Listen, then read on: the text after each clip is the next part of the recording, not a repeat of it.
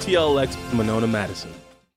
It's time to think outside the pocket on Saturday Scramble. We're rewriting history here. Cheer for your team. Cheer for your hometown team. It's ridiculous. On 100.5 ESPN and the ESPN Madison YouTube channel. LaFleur's the right guy for the job, but changes need to be made. They need to be tougher. You need to bring in tougher players, instill that attitude into the team, and you have to win playoff games. That is where we're at as a franchise now. It's title town. It's not 7-seed town. Alongside Wally Lukaczynski, here's Riley Yauk.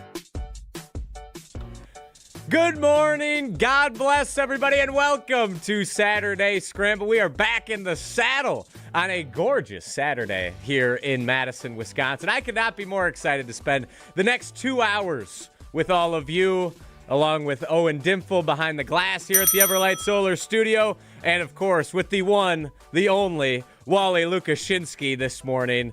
Wally, great to have you here today. Wow, what a way to... I should probably turn my microphone on. Way to come in strong, fellas.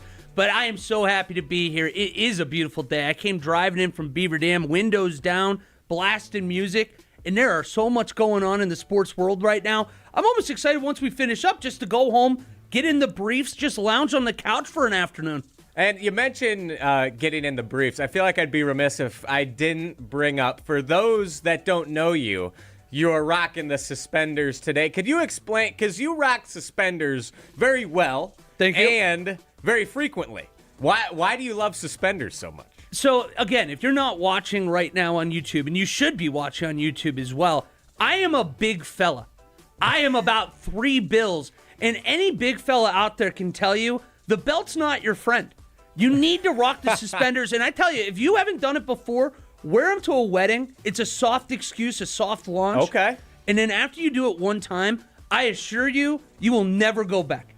Never go back to a belt. There's days now I look kind of like a redneck, and I'm okay with it, where I'll just have a T-shirt on, and I'm like, yeah, I'm going out with suspenders and a T-shirt. You just got suspenders and a T-shirt. What are you wearing the suspenders with, like slacks, khakis, or jeans, or like sweatpants? I haven't gone that far. I haven't gone to the sweatpant realm yet, but I do rock today. I've got the nice, like, soft jeans. I don't even know what these are, but I feel like I can play a round of golf in these things. All right. Well, the weather definitely lends itself today to play a round of golf, and I potentially going golfing after the show. We shall see. But we have an electric show to get underway before either of us can leave. Take off our suspenders, go play golf, what have you. If you're tuning in on the golf course, really appreciate you. But it's going to be electric. We're going to be talking Packers, Brewers, Badgers, but I'm going to be honest, I think I'm most excited to talk some Milwaukee Panthers baseball. We are thrilled to be joined at about 10:45 by the head coach of the Panthers, Shaun Wegner. The Panthers, they defeated the 4th overall seed in the NCAA baseball tournament, the Auburn Tigers, yesterday. 13-8 for their first tournament win in 27 years. They're going to play either NC State or UCF today in Game 2 of the Auburn Regional. They have a chance to put themselves a win away from a super regional as the UW-Milwaukee Panthers, the sole representative of college baseball in the state of Wisconsin. It's going to be awesome, but we'll get to that later. A less fun story, but the biggest story of the week is, of course, Josh Jacobs. He was arrested on Tuesday on 5 charges. And just so everyone knows, as I continue this little spiel, I am reading directly from NFL.com. This is not any conjecture on my part. This is straight from the story on NFL.com. He was arrested on Tuesday on 5 charges, including felony strangulation, and booked into Brown County Jail, according to a Hobart Lawrence Police Department press release. He then was released from police custody on Wednesday after the Brown County District Attorney's Office said it was not prepared to make a formal charging decision following his arrest on Tuesday. That is all we are going to talk about when it comes to the legal situation. We are not qualified to discuss that aspect of things.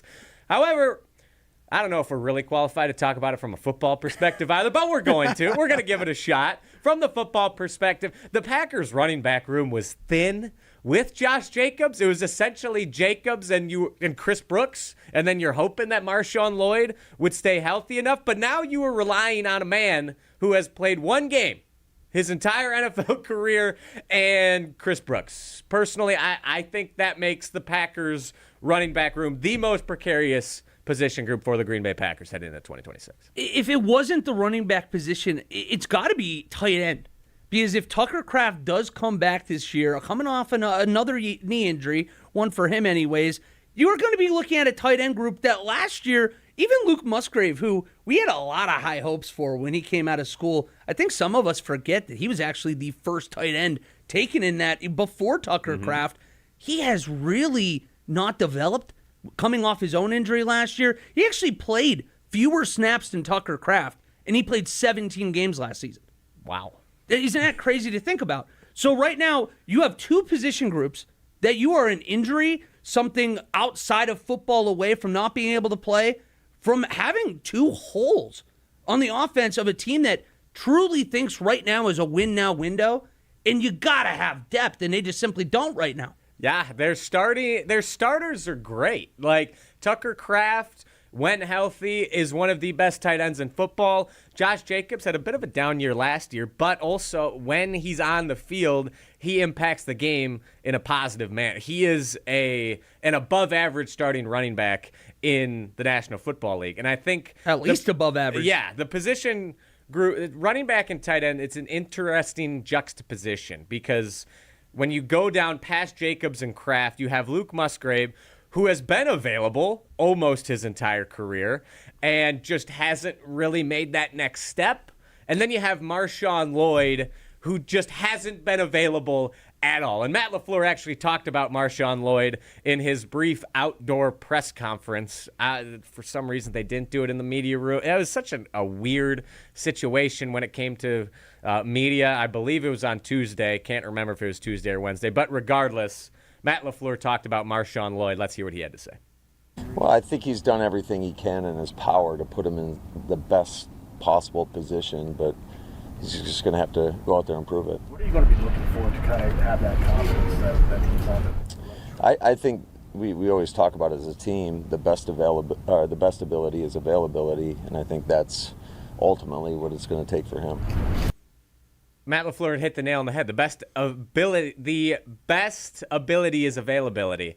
And MarShawn Lloyd, that took me way too long to work my way through. You're okay. It's early on this Saturday. Exactly. I'm still waking up. I got my had a coffee week off over last here. week. Yeah, I was gone. I was down in Alabama last week. The mind's still readjusting to the climate up here. But anyways, as Matt LaFleur said, you have to be there if you want to make an impact. You can't do anything if you're sitting on the sidelines. And MarShawn Lloyd has not been available his entire career. I don't care how good you look in practice. If you're not on the field on Sundays, I don't know what I'm getting out of MarShawn Lloyd. So while I really want to be a MarShawn Lloyd believer, I want to be high on him, I just can't right now. I can't until we actually see him play. I think your frustration is shared. It's not just fans. I think it's in that organization, even with what you heard there from Coach LaFleur. Everybody sees what the guy can do in practice, whether it's the coaching staff, fellow players. You hear Jason Wilde glow about him too. Mm-hmm. The problem is that you can be the best player in the world. He's played one game in his 2-year career. Between Chris Brooks and, of course, MarShawn Lloyd, you're talking about 400 yards and less than 100 career carries between the two guys. 5 combined seasons. You are betting on two unknowns. And forget the off-the-field issues with Josh Jacobs for a minute. If he gets hurt in week 1 and he is out for the season, you are going to be looking at two unknowns. And at that point, you almost wonder, would Goody go out there and make a move for a veteran running back? But my question is, why not just do that ahead of time? Get somebody in there, acclimate them to the offense, make sure that they are ready to go. And if Josh Jacobs goes down, I'm not asking for a world beater, but James Conner, at this stage of his career, is somebody that could probably garner a third-day pick in the NFL draft.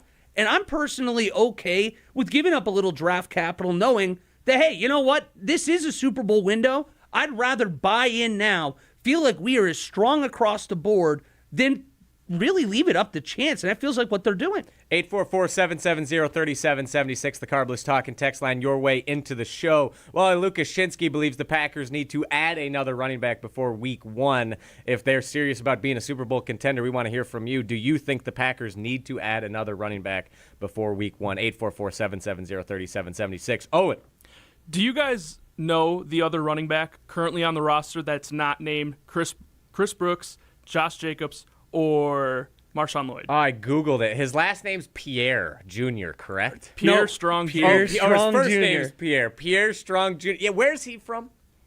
I have it up college? here. I'd be cheating. I have the college in front of me. Do you want me to give it to you? I just looked give at us it. what conference? What conference is You it? were talking FCS. FCS? FCS. What, South Dakota State. That is brilliant. Wow. Come on. Come on. Off the dome. That Well was just done. that was a guess. Thank you. That was the first FCS school I thought of. Anyways, do you guys know how much his career rushing yardage is in 3 years in the NFL?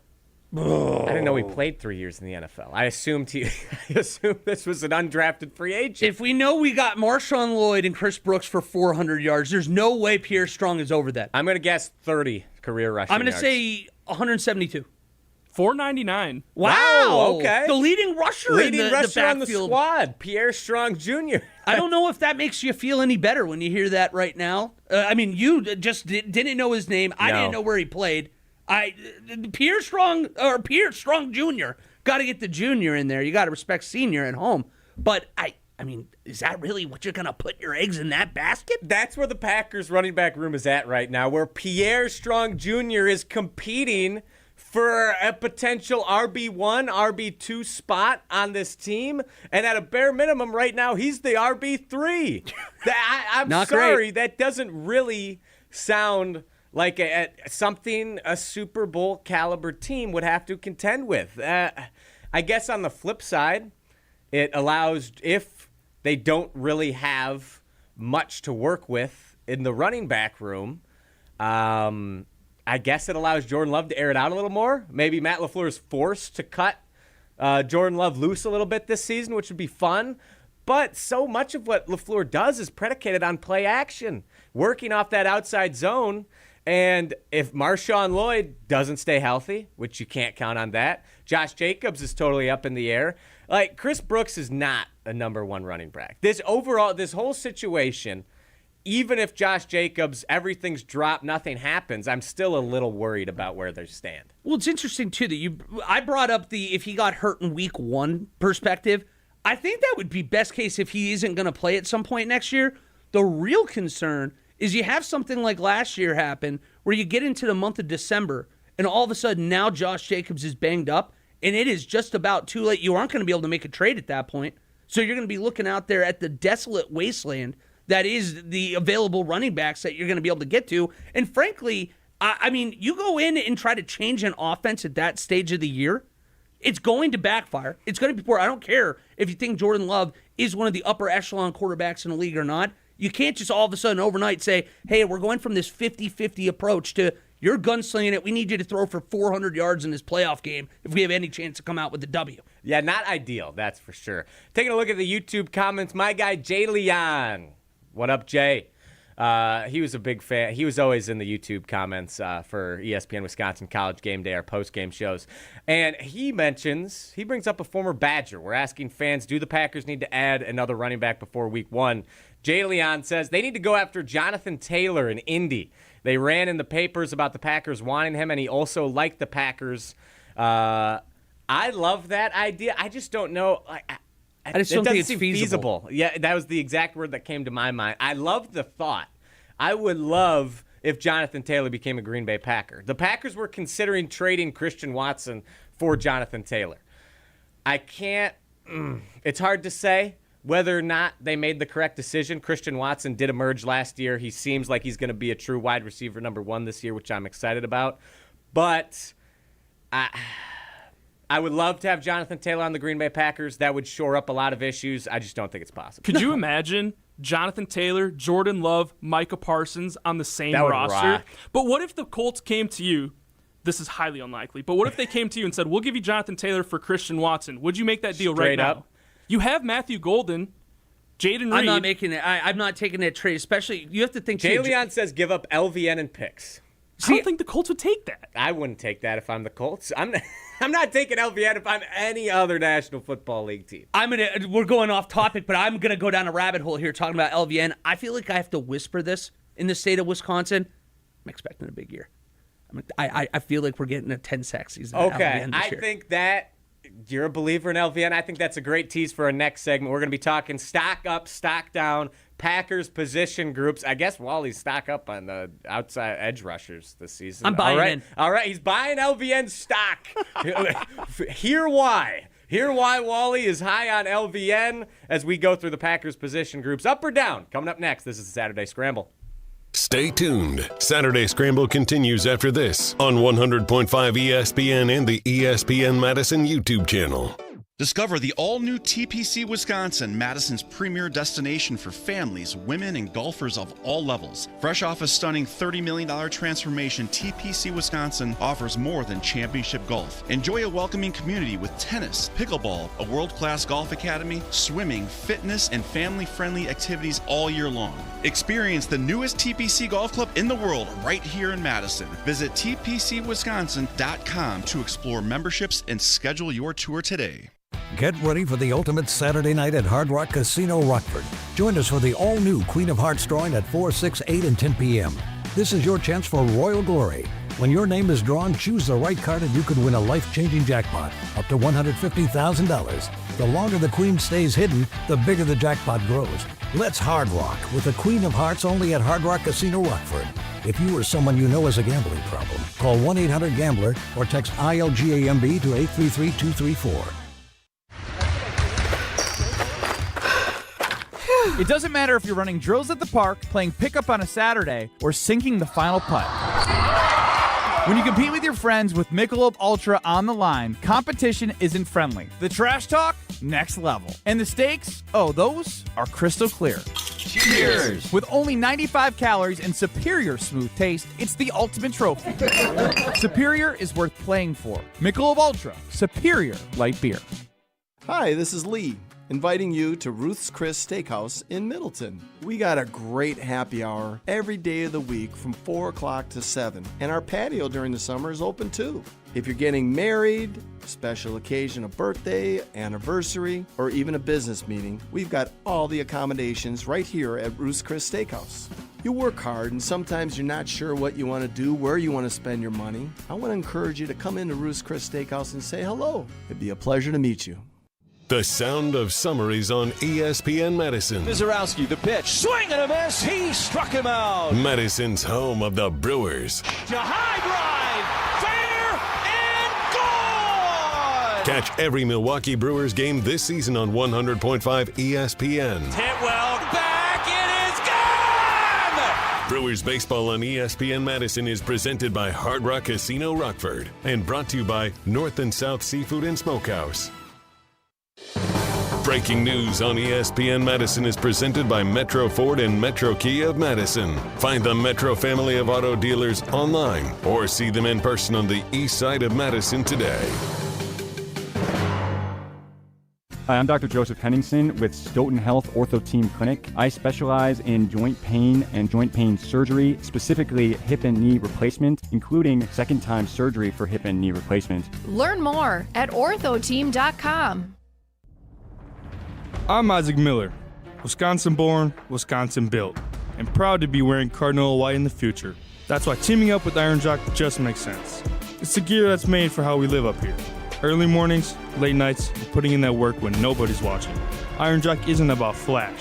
It's about showing up, staying tough, and representing where you're from. If you're built the same way, you already get it. Iron Jock, Wisconsin grit, every day.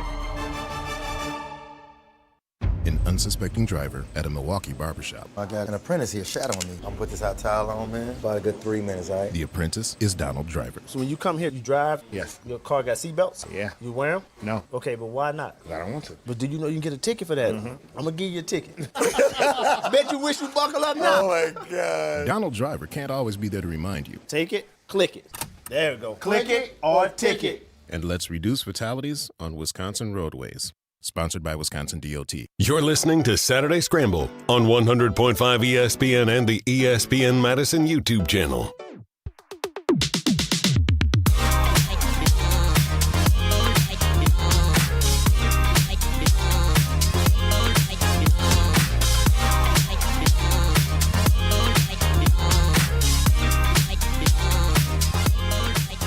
How do feel about the Packers position groups heading into 2026?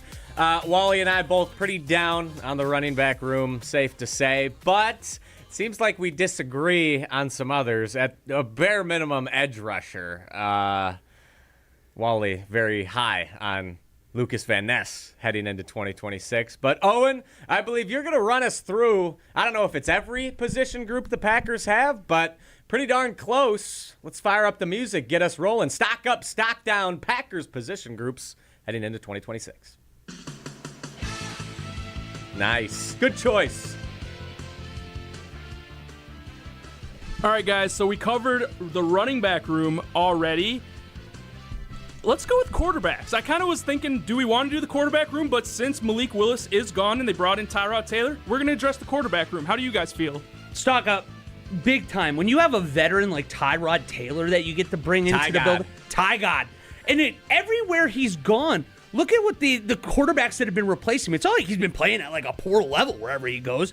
You have a fringe starting quarterback type guy that if Jordan Love misses a month, now you're not just saying we have to hang on for 4 games. You can say, let's go out there and win these. We can keep the offense the exact same with Tyrod Taylor. Yeah, I could not agree more with Wally. Love where Jordan Love is at. I feel like he'll take a step forward this season. And again, somehow, I didn't think the Packers were going to be able to replace Malik Willis with a similar type of player. And then they go out and grab Tyrod Taylor, who not only is equal to or better than Malik Willis, is older and a veteran and a leader who can help probably Jordan Love out, as well as the 2 youngsters competing for that 3rd spot. And Kyle McCord, I forget the other, I believe the guy they drafted from Arkansas, or picked up from Arkansas. Oh, line, here we go. Tyrone Drones. Tyrone Drones. I think he played at Virginia Tech. Virginia Tech? Okay, who picked the Arkansas guy? I don't know, it doesn't matter. I'm saying stock up Packers quarterbacks. All right. Oh, sorry, go real quick before, I just wanted to make a quick note too, talking about Tyrod Taylor, Malik Willis. With Malik Willis, you're still kind of betting on an unknown. He's only played a couple games. And that first one, the Tennessee win that you think about, it wasn't like they asked him to do a whole lot with his arm. I'm taking the sure thing in Tyrod Taylor, even if I had the option between the 2 guys. Moving on to wide receivers, stock up or stock down? I'm going stock up for the Packers wide receivers, even given the attrition in that room, even losing a guy like Romeo Doubs. I believe Matthew Golden is going to step up. This feels to me more like not saying the receivers that left are bad. In Dontavian Wicks to the Eagles, Romeo Doubs to the Patriots. It's kind of a separating the wheat from the chaff situation in my mind. The Packers whittled it down. There's no more of this. Everyone's a wide receiver too. We're living in perfect harmony. No, we got designated roles. We got Christian Watson, the deep threat, Jaden Reed, wide receiver 2, your slot guy, and then you have Matthew Golden, who can really do a little bit of everything. I like where the Packers wide receiver room is at heading into 2026. This is always the worst. I wish I could say stock neutral, but I'll say slightly up. My only concern is that you now have a similar thing. If you have an injury or something like that, you're thin now. Where before you had 5 or 6 guys that felt like they were wide receiver 2s, that you could live through an injury. Right now, if Matthew Golden goes down, you're really banking on Christian Watson continuing that elevation of play that you saw last year, and Jaden Reed coming back and looking like the Jaden Reed pre-injury. Yeah, it will give you, though, we'll see Savion Williams more likely, more than often this season. So I'm excited to see his potential. Bo Melton now officially a wide receiver. He's had moments. I like the Packers wide receiver room. Owen, continue. Wally, you kind of touched on this earlier in the first segment. The tight end room. Way down. We're talking right now. Their goal going into the draft, we understand they had fewer picks. Part of that is because you have number 1 on the other side of the ball, so you can live with that. But when you do have fewer picks, that means you have to really hit in free agency. They didn't do that either at tight end. This is the same room, and you're hoping Tucker Kraft, again, can be that top 5 guy. But if he is missing any time at all, you're going to be depending on Luke Musgrave, who, again, last year played fewer snaps in this offense than Tucker Kraft, who played half the season. Before I get to my stock up, stock down for the tight ends, Jay Leon in the YouTube chat, he says Drones is the next Mike Vick play style. Book it.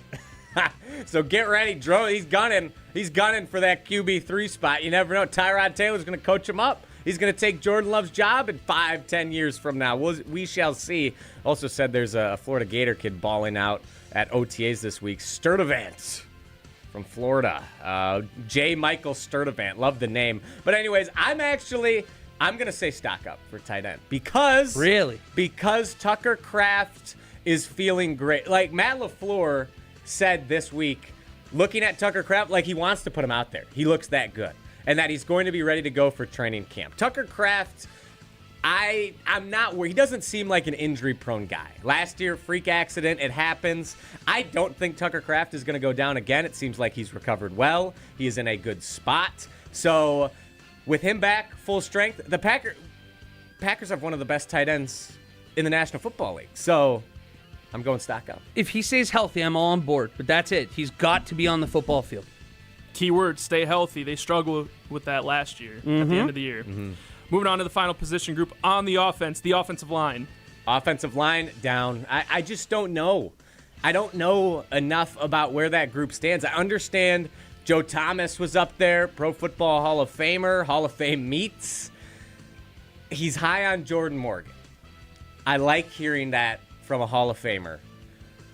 However, him moving to left tackle, we don't know. Like, that's such a scary position to have to move someone to. Like, this is the first time we'll see him in the NFL playing left tackle. I want to be confident, similar to MarShawn Lloyd. Like, I want to believe in this offensive line, but I don't know enough. I can't. So stock just a little down. I'm gonna go stock down, but I'm not worried about the offensive line. I want to be clear about that.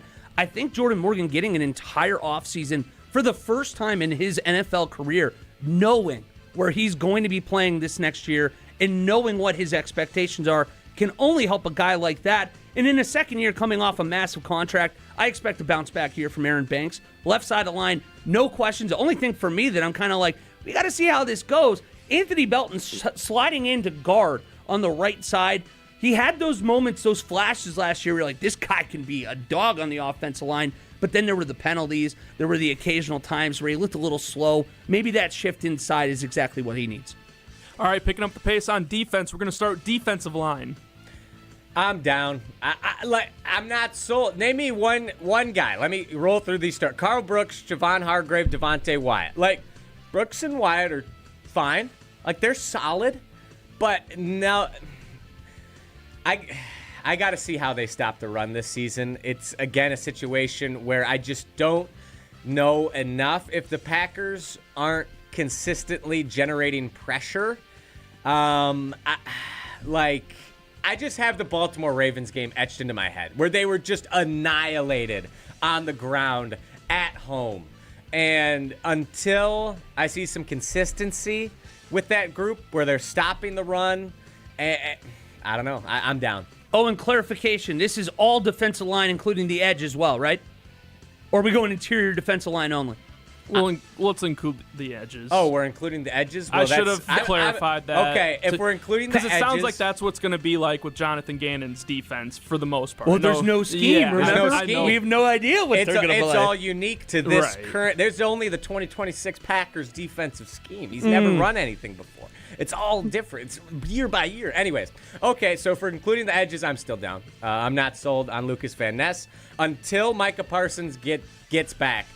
If Micah Parsons was healthy, I'd have to go stock up because it's Micah Parsons. But until he's back, you have Lucas Van Ness. I was seeing Baron Sorrell was getting the first-team reps opposite Lucas Van Ness. I don't really know what he brings to the table. He's not Micah Parsons.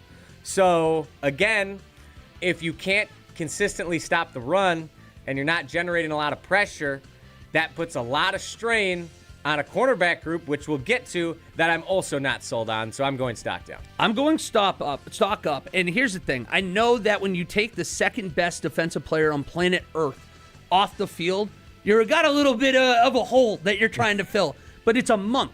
It's a month that you're probably going to be without him. The offense and the team last year, you remember how fast they started. I heard on ESPN Wisconsin airwaves, people throwing out the undefeated word last year. Rasheed Walker, too. Rasheed Walker, too. Great point. So to have a team that can start fast offensively, I'm banking on Lucas Van Ness, and here's the reason why. I understand the numbers aren't there. He hasn't had 10 sacks in the season yet, but the pop the hood analytics, I know Pro Football Focus. Take it with a grain of salt. You play football on the field, not in a box score. That said, he ranked 25th last year in the NFL for edge rushers on their player grades. That's higher than TJ Watt. That's 25 spots higher than Rashawn Gary. It's higher than Montez Sweat. There's a lot of names out there that, at least according to Pro Football Focus, they're like, this guy he's right. He's ready to poise, and now that he's going to be fully healthy too, I'm going to put my name out there. I'm going to get myself a lot of hate in the fall if this goes wrong. I think we're going to get a double-digit sack season out of Lucas Van Ness. Wow, double-digit sack season for 10. LVN. Wally is calling his shot. 10 sacks for Lucas Van Ness next season. I am not on board with that. Come over. Join me. No. I forgot. I think it was a caller on Kyle and Brust that said that it's the classic cliche, like, looks like Tarzan, plays like Jane. Yep. I just find that hilarious, specifically for Lucas Van Ness. But, O-Dog, what's our next position group? Moving on to linebackers, including the newly acquired Zaire Franklin. Yeah, I'm up. I'm up on the linebackers group. Edgerrin Cooper could be a dog. I love that they're finally... Goody, thank you for bringing in some veteran leaders for this team. We talked about me and Pablo immediately after the Packers lost to the Bears in the playoffs. This team needed veteran leadership, and to Goody's credit, he went out and got it. I love what I hear from Zaire Franklin. He thinks him and Edgerrin Cooper could be the best inside linebacking duo in the country. I love it. Stock up. I'm going to stock up. I really don't have a ton to add, Riley. That was brilliantly said. I love the veteran ad. You bring a guy like that in. Front seven, I think, is going to be a big strength. It just then turns into the question about the back guys, what you're going to do there. Owen. All right, I'm going to skip safety because I think we all agree safety room is very strong between Javon Bullard, Xavier McKinney, Evan Williams. That's one of the better groups in the league. So finally, we're going to wrap up with the cornerback room, which was a big discussion last year. I wanted to save this one for last. Wally, go ahead. Oh, but how can you say what are we banking on Benjamin St. Juste? Is that what we're doing? We're banking on that to be the call? Do we have a choice? We have no choice. Keyshawn Nixon, it's just going to be the year. He wanted so bad to be cornerback one. Go prove it, please, because it's not happening right now. You see him on your screen when that ball's traveling through the air, and it's a collective, oh, no. Oh, come on, man. I just need you one time. I'm going down. Please prove me wrong. That first Packers-Bears game, I will never forget. I was watching with my roommate who's a diehard Bears fan, and I was railing on Keyshawn Nixon the entire game because if you remember correctly, he did not have a good game against the Chicago Bears that first time around. And then when I saw Caleb Williams loft that pass into the end zone for the win and Keyshawn Nixon in coverage, I was like, it's game over. We lose. It's over. It's over. And then he made the pick, and I was like, oh, my gosh. Thank you, Keyshawn Nixon. And then what'd he do? He blew it later. So I'm not sold on him. Well, Cisse's in. That's your banking.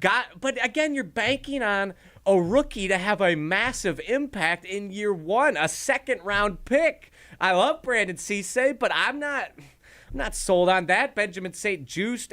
Our starting cornerbacks are Carrington Valentine and Keyshawn Nixon. Without Micah Parsons generating a consistent, relentless pass rush, I am not feeling great about the back end of the Packers defense. Well, and there's something about, too, I feel bad almost to an extent when you don't have a first-round pick and you're the first pick in the second round, you still almost have that expectations put on you from the fan base, from the media. So Cisse, he's going to have a big, big job this year, and maybe he rises to the task, but we don't know. And that's why, for me, it's hard to say it can be up until you see anything out of him. Honorable mention here, Jay Leon asks, are we high on Smack? How do we feel about the kicker position? Trey Smack, Wally, go. I want really badly, if he struggles early in the year, for there not to be any discussion. I want everybody to almost go kids' gloves here. The kicker position is so scary when you get in your own head. He struggled last year at the start of his season. He missed 3 or 4 kicks in the opener. He missed 1 the rest of the year. I'm hoping that mental fortitude can transition here to the NFL because it's a different game when you're kicking in snowy Lambeau in December. And the pressure is going to be significantly higher if he starts the season with 3 missed kicks. Sure, the pressure's high down in the Southeastern Conference, but it is not equivalent to the calls that will be for his head or for Goody's head if he does not start out the season strong. I gotta go slightly stock down for the kicker position. That's just some because smack talk Brandon McManus, good one. Brandon McManus, you know what you were getting. And at the kicker position, you want consistency. You want a solid veteran presence, someone who you know what you're going to get. That was why Mason Crosby was so nice. You knew he had that one awful year. But then after that, you're like, if it's within 50, he's probably going in. And if it's 50 to 60, decent chance, not making probably past 60. But like you knew what you were getting out of Mason Crosby. And you, until the playoffs, you knew what you were getting out of Brandon McManus for the most part. And he was coming back from injury. I was very frustrated, along with all Packers fans, on Brandon McManus in the playoffs. That was an unacceptable postseason performance, but feels to me like a little bit of an overcorrection. I hope Trey Smack proves me wrong and is phenomenal to start the season, but we shall see. That was stock up, stock down for Packers position groups. We got to get ready to talk to the head coach of the Milwaukee Panthers baseball team, Shaun Wegner. So we're going to talk a little UWM baseball coming your way next. Don't go anywhere. This is Saturday Scramble on 100.5 ESPN. Stay tuned. Saturday Scramble continues after this on 100.5 ESPN and the ESPN Madison YouTube channel.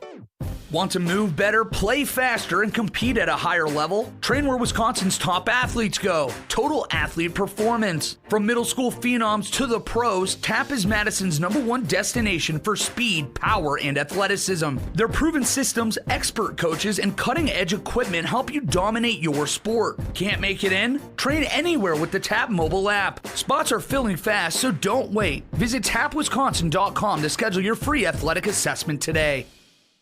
Looking to take your baseball game to the next level? If you're a top player in your league, the GRB Rays are ready for you. They're Wisconsin's leader in player development and advancement, with over 425 college commitments, 27 draft picks, and 4 big leaguers, including the National League Rookie of the Year. Train in one of the Midwest elite facilities and elevate your game. GRB Rays tryouts are here, but spots are filling up quickly. Sign up now at grbrays.com. That's grbrays.com. Hi, I'm Dr. Joseph Henningsen with Stoughton Health Ortho Team Clinic. I specialize in joint pain and joint pain surgery, specifically hip and knee replacement, including second-time surgery for hip and knee replacement. Learn more at orthoteam.com. Sports are changing. Faster, stronger, smarter. So should your beer. Flight by Yuengling, the next generation of light beer. 2.6 carbs, 95 calories, crisp and refreshing, no extra baggage, built for people who go hard. Still drinking the same old light beer? You're stuck. Flight is changing the game. Level up. Flight by Yuengling, the next generation of light beer. Wisconsin, are you keeping up? DJ Yuengling & Son, Pottsville, PA. Enjoy responsibly. Gruber Law Offices. One call, that's all. They treated me like family. They're actually people that you can depend on. They made me feel seen. They really treated me like I was a part of their family, a part of their team. They ask how you're doing, how you're feeling. They're just so welcoming and so sweet and kind. It's like family, caring about another member of the family. If you've been injured, it costs you nothing to see if Gruber Law Offices can help. We ask and you answer. Tune in to Jim, Matt, and Molly every weekday 4 to 6 and follow at Jim, Matt, Molly on X to vote in daily poll questions presented by Siding Unlimited, your local window installation pros. Every morning starts with questions about what's ahead. At News 3 Now this morning, we're here to help you start your day ready and informed. From the weather you need to plan your day, to what's happening across our community and the 608. And the consumer information helping you make smarter choices. From your first cup of coffee or your third cup to the moment you head out the door. Wake up with Chris, Kyrie on, Josh Savannah, and Michelle Renee Quinn. News 3 Now this morning, 4:30 to 7 a.m. Weekdays, moving forward. Life's better with Drive My Way from American Family Insurance. Because we know it's more than just a car. It's your escape pod, your adventure mobile, your memory maker. And we help protect the dreams that drive you. Personalize what you pay for auto insurance and you could save between 10 and 35%. American Family Insurance. Get a quote and find an agent at amfam.com. Products, pricing, and availability vary based on the way you purchase insurance and by state. Unsafe driving behaviors may increase your rate. American Family Mutual Insurance Company, SI, and its operating companies, 6000 American Parkway, Madison, Wisconsin. Looking to buy your next home or ready to sell and move on to bigger and better things? What's up, Madison? It's Stacy from Bruner Realty. Spring into action this season and let's get housed. Nobody knows what the future holds. The longer you wait to find your next home, the better chance you'll be paying more for it than you would be today. Don't miss out on what could be the best opportunity to find your dream home. Contact our team at BrunerRealtyInc.com to get started. That's BrunerRealtyInc.com. Let's get housed. You're listening to Saturday Scramble on 100.5 ESPN and the ESPN Madison YouTube channel.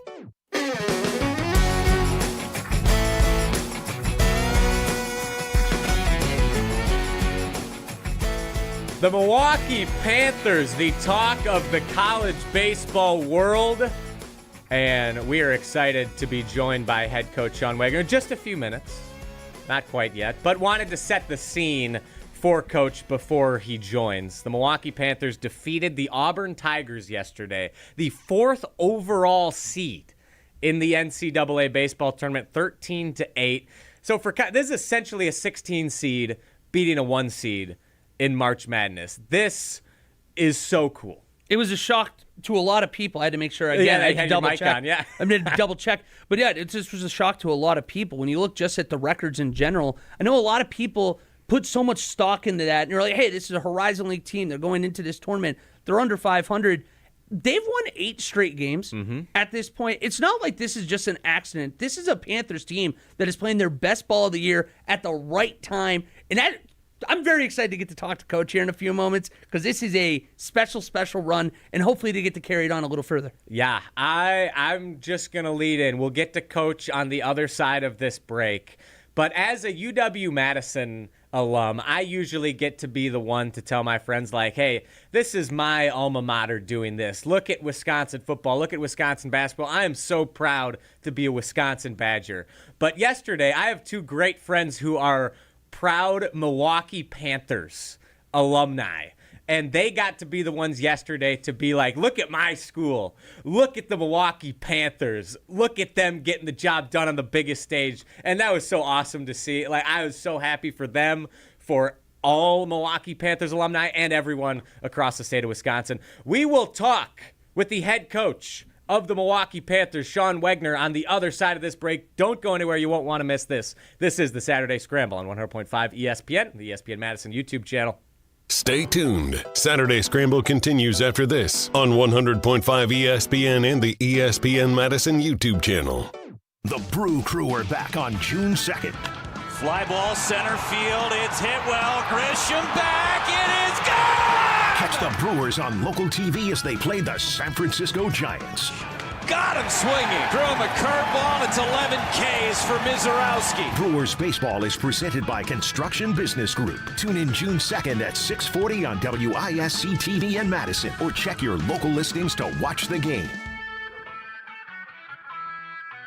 Porch season is calling, and Carbless has the answer. Introducing the new limited release Lemon Iced Tea Vodka 4-pack. It's the bright, refreshing taste of lemon iced tea with smooth vodka, no carbonation, and that bold Carbless flavor you know and love. A little nostalgic, a little unexpected, and absolutely made for summer. From backyard barbecues to weekends at the lake, this is the can you'll want in hand. Get the new Carbless Lemon Iced Tea Vodka 4-pack before it's gone. Go to drinkcarbless.com to find Carbless brand new flavor near you and grab it while you can. Your state, your teams, your ESPN. The ESPN Wisconsin app. This loss is as painful to Packer fans as you can ever imagine. A customizable homepage, easier and quicker live listening. Your shows at the touch of a fingertip. Available in Apple and Android app stores. I have no evidence behind that whatsoever. It's just a feeling I have, and that might just be because I'm scared of this rivalry in the playoffs. Your one-stop shop for ESPN Wisconsin. The brand new ESPN Wisconsin app. Download it today. Imagine the peace of mind knowing your home or business is safe 24/7. I'm Jeffrey Beckman, president of J&K Security Solutions, and we provide security you can trust. Serving Madison and southern Wisconsin, J&K Security Solutions offers state-of-the-art home and business security systems tailored to your needs. From video surveillance to home and business automation, to find out how J&K Security can help secure what matters most in your life, visit jksecurity.com. Hey parents, looking for the perfect night out with the whole fam? Try the Rally Madison FC Family Special, presented by Madison Gas and Electric.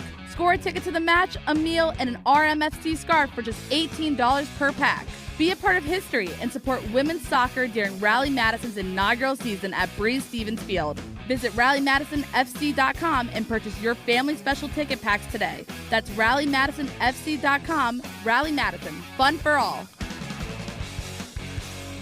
Prizes, flyaways, even cash money. You want it? We've got it. Find a list of all contests and official rules by visiting ESPNWisconsinContests.com. That's ESPNWisconsinContests.com. You're listening to Saturday Scramble on 100.5 ESPN and the ESPN Madison YouTube channel.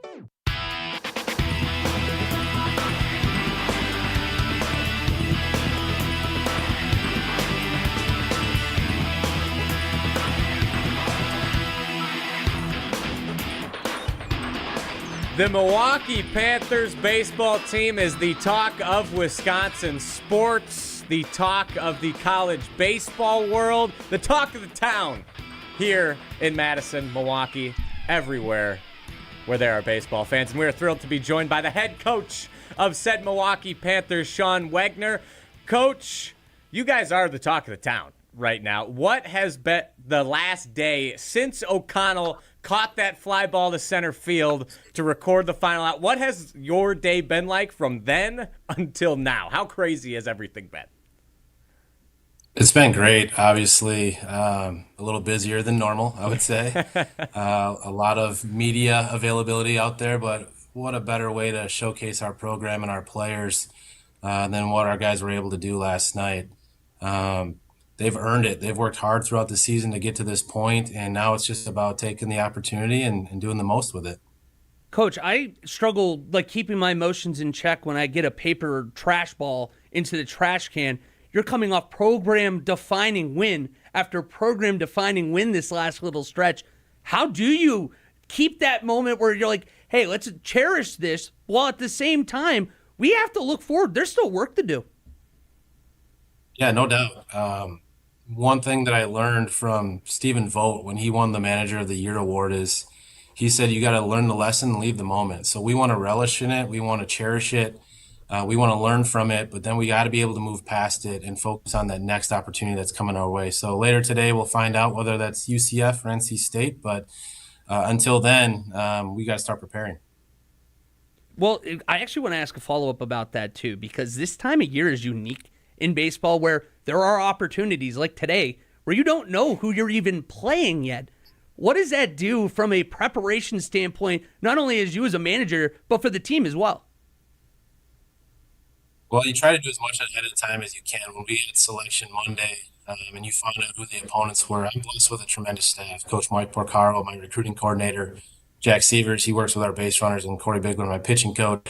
Those guys got right to work. We start reaching out to common opponents or maybe schools in our league that played some of these guys and just trying to get as much information from them as we can. And then we start getting on our 6-4-3s and our synergies, our apparatuses that we use to scout, and just try to watch as much film and video as we can. And those guys are really good at that. And it's a blessing for me because I can focus on some of the other things within the program to get prepared for this regional, knowing that they can handle the game day prep stuff. But really good at what they do. And we had a good scouting report coming in, obviously, for Auburn. But we have a decent one already, we believe, for UCF and NC State. And now it's just a matter of watching maybe who they throw throughout these games that might eliminate themselves from the next games. And then just learning from the hitters as you watch more at-bats. And, Coach, going back to that Auburn game, you mentioned your game plan clearly worked to perfection. They have one of the best pitching staffs in the SEC. What was that game plan to beat them, and how were your guys able to execute it? Yeah, Jake Marciano's one of, if not the best pitchers, if you look at his stats in the SEC this year. And we have a pretty lefty lineup, so we knew that's probably where they were going to go. the thing about him is he's a strike thrower. So we felt like if we sat on our heels and try to be a little bit passive and work the pitch count, this isn't the kind of pitcher that's going to be very successful against. He's going to thump the zone. He's going to come at you. And we just said if you get a ball a little bit elevated or over the heart of the plate, just go after it and attack and try to take the action to them, right, as compared to being the passive team. So I always preach trying to make aggressive mistakes. Same thing here in the box. Just be aggressive. What do we have to lose? Let's go down swinging and giving them our best shot. And our hitters did a great job of that yesterday. Yeah, and clearly you didn't go down swinging. You won. You beat them swinging. And you guys were up 10-0 at one point on Auburn. Was there a moment in the game where you felt like, yeah, we got this or we got a shot? And if so, when was that time? Honestly, once we put up that first 4 spot, I felt pretty good because I knew we had our veteran presence on the mound in Gavin Tice. I know he's been dealing with a little bit of soreness, but he was going to give us everything he had, and that I felt comfortable in. And he's got a slow heart rate. So even though he was probably feeling a little bit more of those anxious feelings, he does such a good job of hiding it and just being a calming presence on the mound for us. So once we got that first 0 after the 4, that was huge because a lot of times teams will give up a 1 or a 2 in response, and then it becomes almost like a ping pong game back and forth. So we talk about answer back innings. When they score, we got to answer back, or we have to shut down innings. And when we score, we got to get a 0. So we did that a couple times early in that game. And I think that was really the key, not just scoring, but then being able to put up a 0 behind it to hold the momentum. A lot of people got to even see, because of the walk-off home run in the Horizon League Championship, what this team is willing to do, or that ability to not say die at any point. Was there a instance, a game this year that you can look back to and say, wow, this is a team, we have a chance that we can really do something special this year? Yeah, I think twice in the year, actually. I think it was 7 times in Northern Kentucky. Northern Kentucky early in the year, conference season, we got down pretty heavy. And then we fought back. I believe we won it. You probably have to check this. It's either the 12th or the 14th inning, one of those types of things. We came back from an 8-run lead. And at that moment, I thought, man, we've got a resilient team. We got a never say die attitude here. We got guys that believe, right? Because it's so easy in those moments just to give in because there's so much failure and negativity in this game. And we've got some good veteran leadership on this team and players that have now been through the ringer a little bit. Even losing last year's championship game out of the driver's seat, I think that honestly helped prepare us for this year because we use that as a learning lesson, right? And it sucked in the moment, and I felt bad for last year's guys and last year's team, but that galvanized us for this year and gave us the opportunity to say, we've been here now. Now let's just take care of it a little bit differently. Head coach of the UW-Milwaukee Panthers baseball team, Shaun Wegner, joining us on the Yuengling guest hotline. Yuengling, the oldest brewery in America, now officially in Wisconsin. DG Yuengling and Son, Pottsville, PA. Enjoy responsibly. And, Coach, you are wearing the hat that the players wore yesterday, and it's the outline of the state of Wisconsin with an M where Milwaukee is located. What does it mean for you guys? You guys are the only NCAA Division I college baseball program in the state of Wisconsin. What does it mean to you and your guys to represent the state of Wisconsin for college baseball? Because I think, as someone who went to UW-Madison, I think it's awesome. Yeah, I know where a lot of Badger fans stand on that, and you can see it all over Twitter pretty often. And I grew up, there's no doubt I grew up a Badger fan, right? So with them not having baseball, we have an opportunity. We're a monopoly within the state in our eyes. And that's really the reason that myself and Coach Bigler, my pitching coach, when we started looking at our newest set of uniforms, we wanted to use this logo because we are the state baseball program at the Division I level. We don't just represent Milwaukee, which we love Milwaukee and we do it for them. We rep the 414, we rep our school. But we do it for everyone in the state of Wisconsin, and it's a pride thing for me. That's why I wanted to come back here. That's why I wanted to help Coach Duffick. And then ultimately, when I got the reins, I want to elevate our program because there's still a lot of people in this state that have no idea who we are, that we are a Division I program. Kind of gives me the Rick Vaughn, we got caps and sleeves and everything around here. It's a story, hopefully, that on the national stage now people are becoming aware of it. And we just want to do what's best for not only our athletic department and our program, but we do want to be known as Wisconsin's baseball team. Well, you guys have done a heck of a job making your stamp right now, and for people that are getting to know the Milwaukee Baseball Panthers for the first time, what is the message? What is the brand that you want to be established for your program? Yeah, we want to be known as gritty. We want to be known as the blue collar, just like Milwaukee is and the state is, quite honestly. Our administration has been really good and supportive of us, and we've elevated some of our facilities and opportunities that we have, but we still don't have nearly what many of these programs do. And there's two ways you can go about that. You can complain and make it an excuse, or you can do what our guys have done and embrace it and relish it and just move with it. We're fortunate right now. We've got two big leaguers out there. We've got AJ Bluebaugh, pitcher for the Astros, and Dalton Varsho, Gold Glove winning center fielder for the Blue Jays. Both those guys came out of the exact same facilities that we train in today. So we don't want people to come in here and say, man, I wish we had. Everyone's always going to want a better opportunity for facilities and finances and all those things.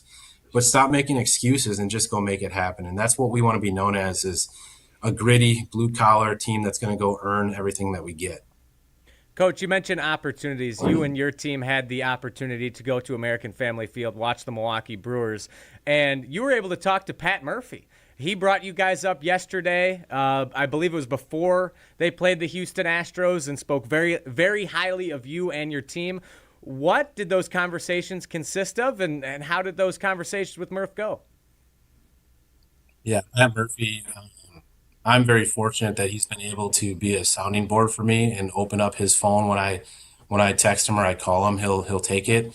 And he's been a big help in my career. We played against his teams at Arizona State when I was a player, and I've always respected him since then and knew he was pretty good back then. And now watching what he's doing with the Brewers, exceptional job, right? Just a tremendous manager and a tremendous people person. But he also was willing to send a message to our team, and I actually shared that message with my wife, and right after she watched it, she said, man, I'm willing to run through a brick wall for this guy, right? He's just got that aura to him. He's got the it factor. So he just reminded these guys, like, you guys are going to a regional, you won the conference championship. That's awesome. It's a great accomplishment, but is that enough, right? Are you just happy and you'll just remember that forever? Or are you going to go down there and you're going to do what most people don't think can happen, right? So having people like him, and most people won't like this, but we got a message from Craig Counsell as well, still a good friend, and he's willing to provide some things for us. And then AJ and Dalton stepping in with some messages too. That's what I got to share to our players on the bus before we went to the field yesterday. And I think it made a big impact because they're starting to see the bandwagon get filled up, and they're starting to see some of these prominent figures paying attention, and that's awesome for these guys. The winner of your matchup today has this weird advantage, right? I think a lot of people just get out of the regional, but it's a lot easier when you go through the winner's side, because if you win today, not only do you have a mulligan game of sorts, but you keep a game off of the arms of your pitching staff. Well, how important is it this time of year to find a way to get that extra day off or extra game off for your bullpen? That's the key. You try to win all the way through, just like we did in the Horizon League tournament, because the truth of the matter is when you get to this tournament, the other teams are going to be more physically talented than you up and down the roster. They're going to have more depth, really, and that's what it comes down to. We've got some really talented players. The truth of the matter is an SEC team or an ACC team is going to have a lot more depth in the back end of their bullpen with options. And that's why winning and trying to go straight through would be a crucial step for us. So we never want to move past the game that's at hand. We want to take it one inning and one pitch at a time. But today is crucial if we want to have a chance at this thing to be able to keep some of that depth alive. You mentioned how SEC, AC teams are going to have more depth than you. How do you as a coach then find an advantage, find an edge over these teams like you were able to do against Auburn?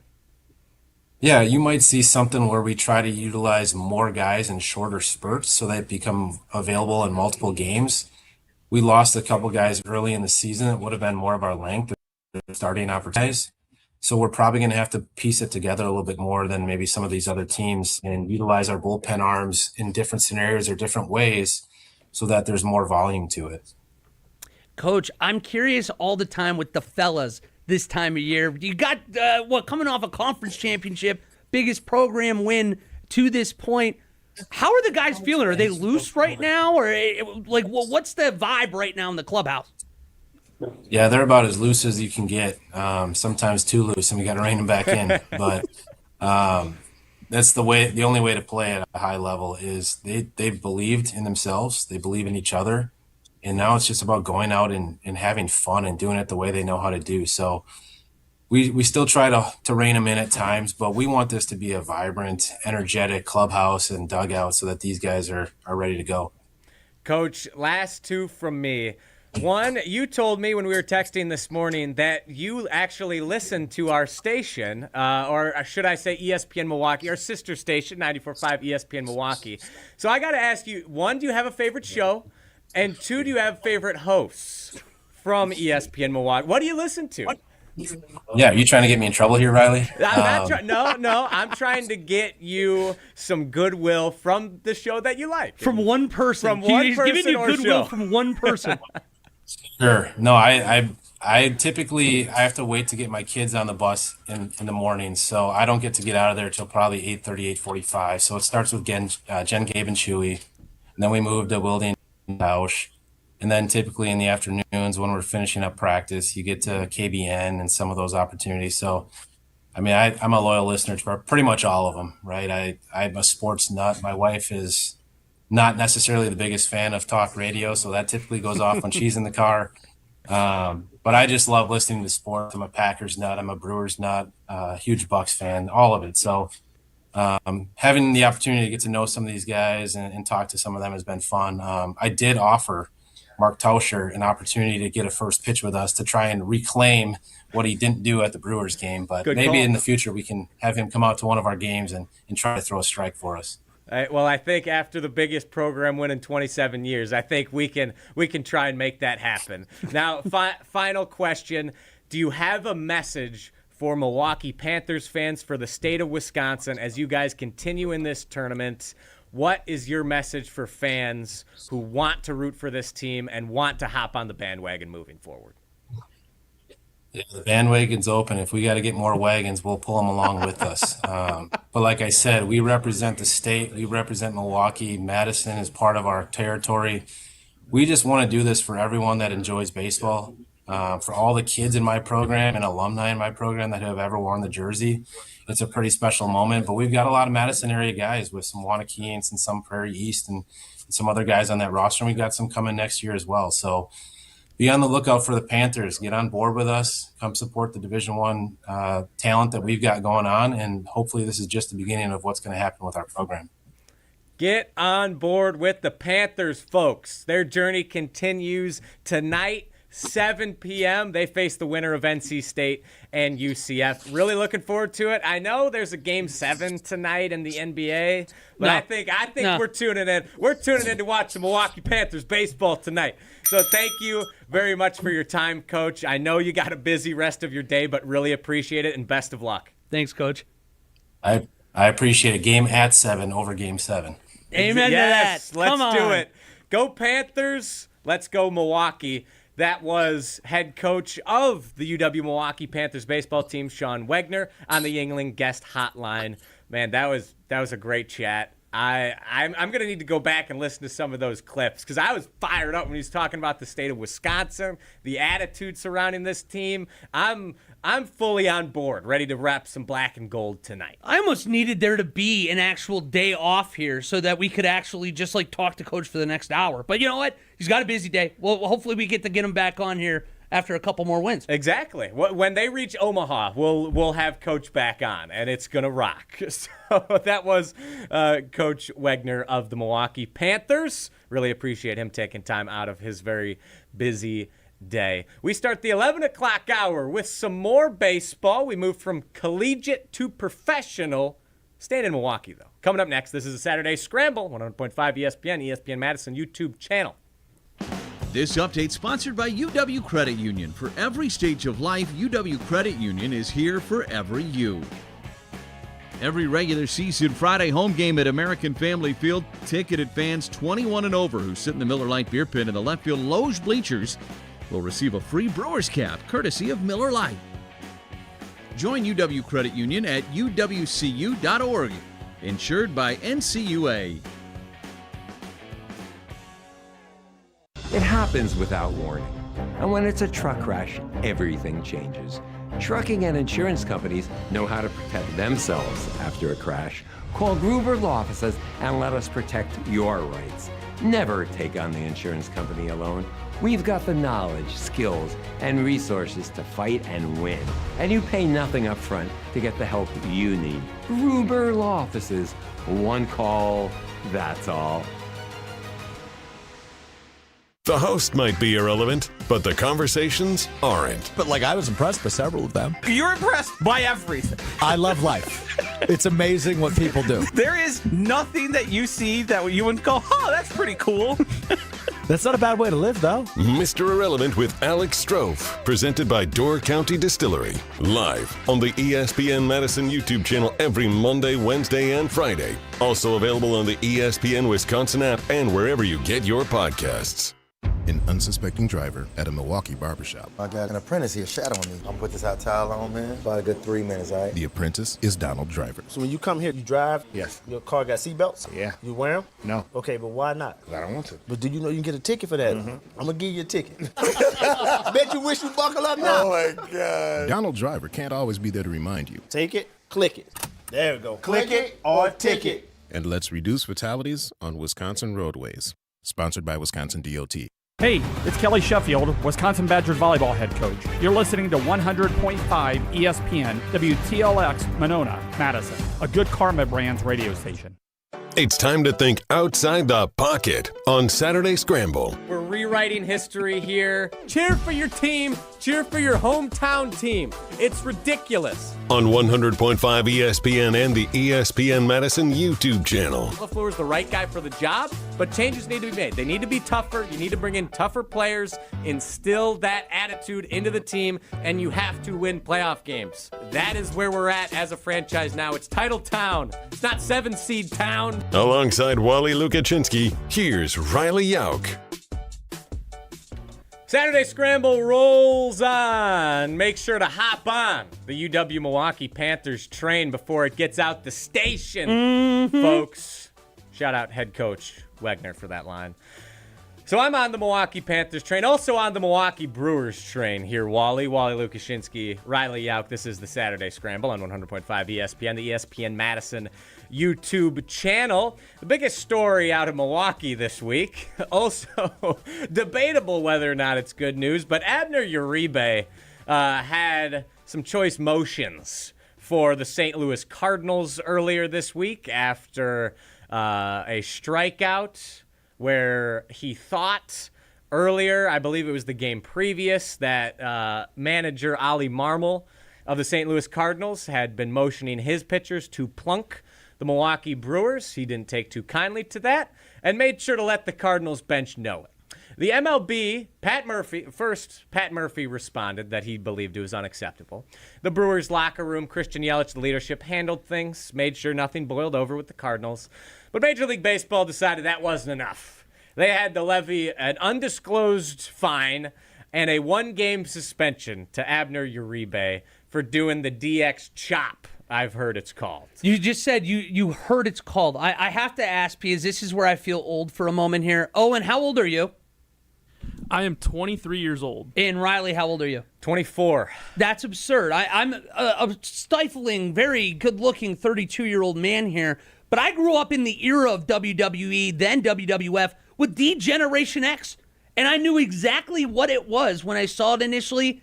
Did you two know what actually happened, or was it just like, ha-ha, it's pretty funny, you made a joke at the Cardinals? I just thought it was funny. I was like, oh, that's awesome. That rocks. I didn't think, oh, that's WWE Generation X move. No, that didn't cross my mind. I'm sorry. Yeah, I was never a WWE fan, so I didn't know exactly what it was. My first reaction was, what did he do? I can't believe he just did that. My second thought, it's Abner Uribe. That doesn't surprise me. Just emotes, just spamming emotes. Yeah. That's who he is. There was a sincere, probably 5 to 10 years where every elementary, every middle school, every high school teacher in America had to hate this group DX so much because kids would do this in the halls nonstop, and then you'd get yelled at, you'd get sent to the principal's office. Who knows how far it went in some places, but it was a genuine movement. So to see this happen in a baseball game, it felt like WWE to me. I'm like, that's your division rivals. That's the Cardinals. You have put your mark on this division this last 5 years. I kind of loved it. If you don't want us to celebrate, beat us. Exactly. Beat the Brewers. And, hey, if you're Ollie Marmol, maybe don't make at the top step of the dugout a clear sign to your rib cage or your head. Like, dude, even if you're not, if the message you're trying to convey is that, hey, be careful or you're going to get hit, like, if there's no ill will, don't do that. Like, that's just so stupid. You know how that can be interpreted. And for Major League Baseball to decide that deserves a 1-game suspension, when I believe Pete Crow Armstrong, who had some choice words for a fan at a Chicago White Sox game, for a fan, didn't get anything. He got like a small fine, just chump change for someone who makes that much money. Like, it's ridiculous. Well, it's soft. I love it from Abner. And Pat Murphy already issued discipline. He already gave him a pseudo 1-game suspension the next day against the Cardinals in the series finale. Let Murph police. Major League Baseball, stay out of it. Well, the unfair part that you didn't bring up there is that PCA self-suspended himself in the Brewer series, striking out, what was it, 6 times? That brutal Aaron Center that accounted for 3 runs. He's self-suspended. Hand up, accountability hour. I didn't take that into consideration. Thank you. I appreciate you taking ownership of that. Of course. I will say, though, I'm interested in where the line is drawn. Because you look back even 20 years. I was talking with Jason Wilde yesterday on the Damn Sports Show, 1430 ESPN Beaver Dam and Daily Dodge TV. But Jason was there and got to watch the Randy Moss fake moon in the playoff game 20 years ago. And I wanted to hear his stance on it then because I don't know if you've seen the actual clips from the broadcast. You would have thought somebody went out there and did the most obscene thing in the world.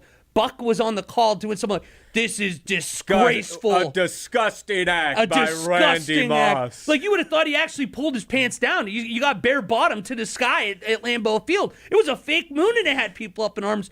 We're 20 years later, and we're arguing, is a 1-game suspension for a DS, like, suck-it champ? Like, that's not good. And here we are, 20 years later, we're like, is 1 too harsh, Owen?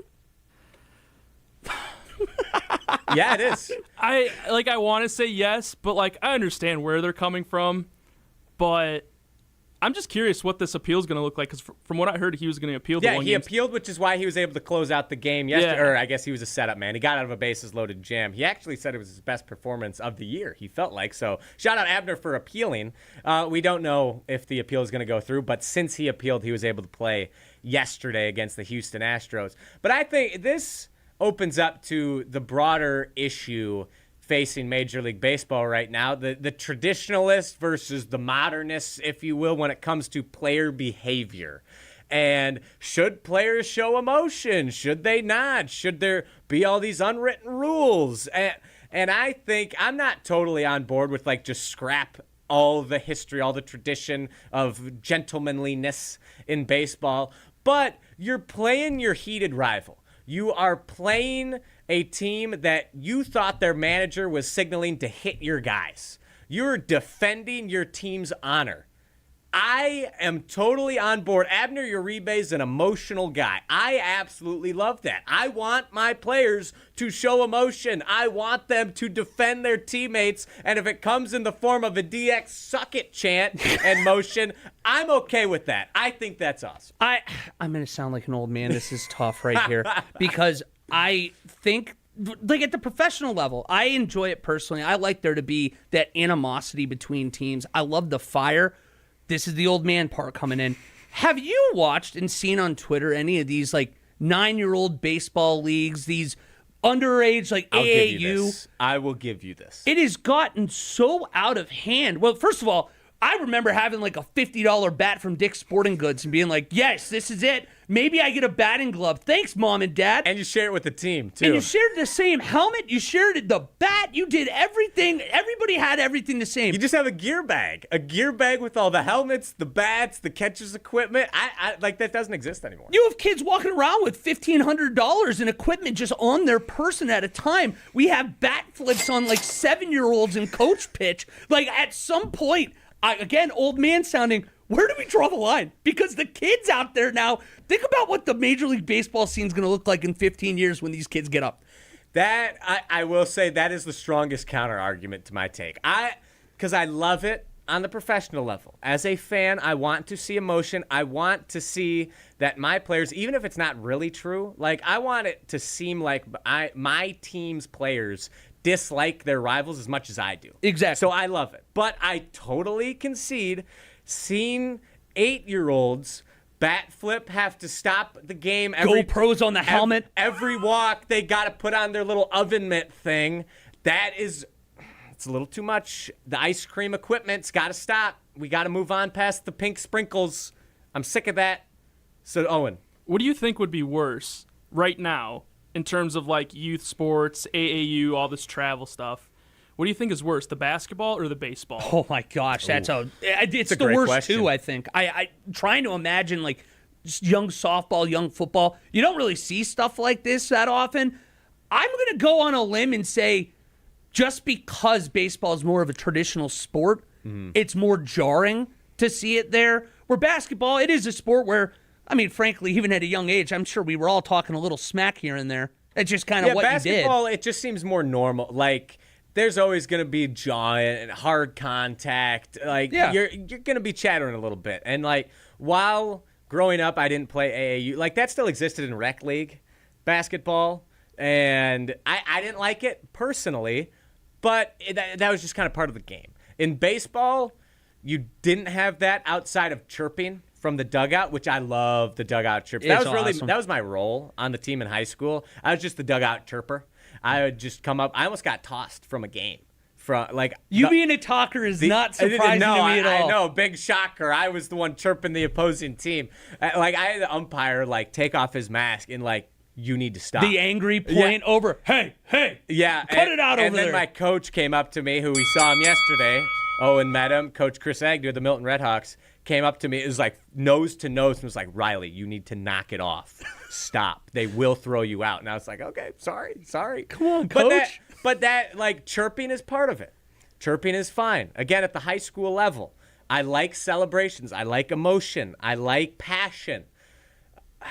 It's tough to say where you draw that line, though, because it has gone too far in the youth circuit. Yeah, I don't need to see little Timmy bat flipping, GoPro on, walking around the bases, doing a dance around third base. I don't need it anymore, Riley. I'm good. All right. Well, I don't need it anymore in the youth circuit. I want to see more of it from Abner Uribe. And, we will continue the baseball conversation on the other side, because during show prep, I made a statement that sent Wally Lukashinsky into a tizzy. Outlandish. I will tell you what that is. On the other side of the break, this is the Saturday Scramble on 100.5 ESPN, ESPN Wisconsin app. Stay tuned. Saturday Scramble continues after this on 100.5 ESPN and the ESPN Madison YouTube channel. All the biggest voices, all in one place. The Yuengling Legends Line. Exclusive insight from Hall of Famers, All-Stars, and Game Changers, all on the Yuengling Legends Line. Brian Braun, I appreciate you joining us here on Kyle and Brust. But we just wanted to have fun.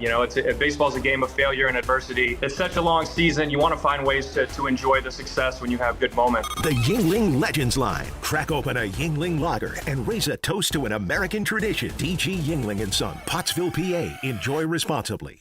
When your car needs care, trust the team that treats it like their own. Conant Automotive in Stoughton. From oil changes and brakes to engine diagnostics and major repairs. Their ASE certified technicians deliver honest, reliable service you can count on. Plus, they offer loaner vehicles and convenient after-hours drop-off to fit your schedule. Serving the Stoughton area since 2006. Trust the local brand that's built a reputation for dependable auto repair. Visit Conant Automotive on Highway 51 in Stoughton or learn more at ConantAuto.com. Talk Badger sports year-round with the Jump Around podcast. We are thrilled to be joined now by Lamar Soup Campbell. How do the players play for you? Sometimes we can understand you don't have the money to get the talent, but are you maximizing the talent that you have? Are your guys running through the wall for you? Are you guys playing? Are they exhausting themselves? That's what Barry built it on. The Jump Around, brought to you by Steinhoffels. Streaming live every Thursday on the ESPN Madison YouTube channel and available wherever you get your podcasts. Hey, sports fans, the ESPN app has all of ESPN all in one place. The ESPN app is your home to thousands of live events, ESPN shows, and originals across every ESPN network in service. And now you can check if you already have ESPN Unlimited as part of your TV package for no additional cost. Visit activate.espn.com to learn how to access your account or sign up, then start streaming in the ESPN app. It's all of ESPN all in one place. Sign up or activate now. I'm Isaac Miller, Wisconsin-born, Wisconsin-built, and proud to be wearing Cardinal white in the future. That's why teaming up with Iron Jock just makes sense. It's the gear that's made for how we live up here. Early mornings, late nights, and putting in that work when nobody's watching. Iron Jock isn't about flash. It's about showing up, staying tough, and representing where you're from. If you're built the same way, you already get it. Iron Jock, Wisconsin grit, every day. When you've been injured, you need a winning team on your side. Gruber Law Offices will fight for the results you deserve. Call Gruber Law Offices today, a proud partner of your Milwaukee Brewers. One call, that's all. You're listening to Saturday Scramble on 100.5 ESPN and the ESPN Madison YouTube channel.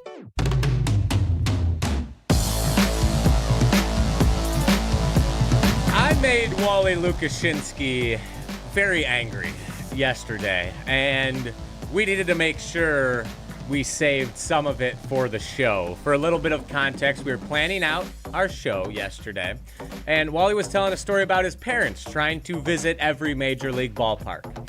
I know Wally Lukashinsky is a Pennsylvania, Pittsburgh guy through and through, and personally, having been to PNC Park, home of the Pittsburgh Pirates, I think it's kind of overrated. I'm sorry, Wally. Like, PNC, I love the view from home plate. It's fantastic. You get the bridge, the skyline, the Allegheny. It's amazing. I've been there once for a Brewers-Pirates game. I don't like how the concourse is laid out. I'm not really a fan of just how, like, the outfield seats are situated. Like, the structure of the building, the ease as a visiting fan was just not my favorite. I think PNC, it's a very solid professional ballpark. But I don't think it's, like, top number one. You need to see PNC Park before you die. Like, it's the greatest ballpark ever. I'm just not on board with that. And I can already see the steam starting to come out of the ears of Wally over here. First of all, I love this music coming on right now, too, because the Pirates never have this music because they never play primetime games. What I will say is that I'm not angry at you, Riley, because of the take. I'm angry because you're better than this. You're better than this. This is so wrong. First of all, you mentioned, from an actual view perspective, there is not a better one in Major League Baseball than getting Pittsburgh right behind the outfield. You have the bridges, you have the river, you have everything there. The concourses? We're knocking the concourses? I am. What do you want out there? Do you want those, like, airport where you just stand on it and it, like, drags you around the stadium? What do you want in a concourse that makes this so bad? I want it, like, American Family Field has very clear levels to each concourse. PNC, it's like this weird looping thing where I was confused. I didn't like it. Because you were confused? Yeah. It's a rotunda. I think that's operator error. No, it's not. PNC I'm on the Park, wrong floor. The stadium sucks. Yeah. I want ease of use. I want to be able to go back and forth and navigate the ballpark properly. Concourses for dummies. Yeah. PNC, they need one. They need a map. Concourses is a reason why that this isn't the best ballpark in America, yes. Which it is. I've said it for years. I bow the knee to the Milwaukee Brewers. I understand my baseball team is awful. I get that. But the one thing we've had for 30 years or 25 years is the best ballpark in America, and it gets better every single year, and we're out here knocking it. I will not stand for this. I will not. And now you got Paul Skeens, too. Now we actually have a baseball team. We're not a good baseball team, but we're at least average, maybe a hint above average. Who knows? You finally have a baseball team in the best baseball park in America. I'm tired of you, Riley. Definitely not the best baseball park in America. Oh, and I know you're trying to visit all 30 MLB ballparks in your lifetime. Where do you slot PNC Park, and where do you put American Family Field, home of our Milwaukee Brewers? I have PNC as the top ballpark. There's no dirty way. to me, Owen. PNC Park is not the best ballpark Just in because America. of the concourses? Yeah. I got That's lost. it. It sucks. That's not part of a baseball the main field. reason. That is such a bad field. argument. Oh, there's too much foul territory, too. Do He you want to wants go that route? recliners as seats now. This is just a concourse. You want a personal butler to your seat The every right- time, too? A concourse.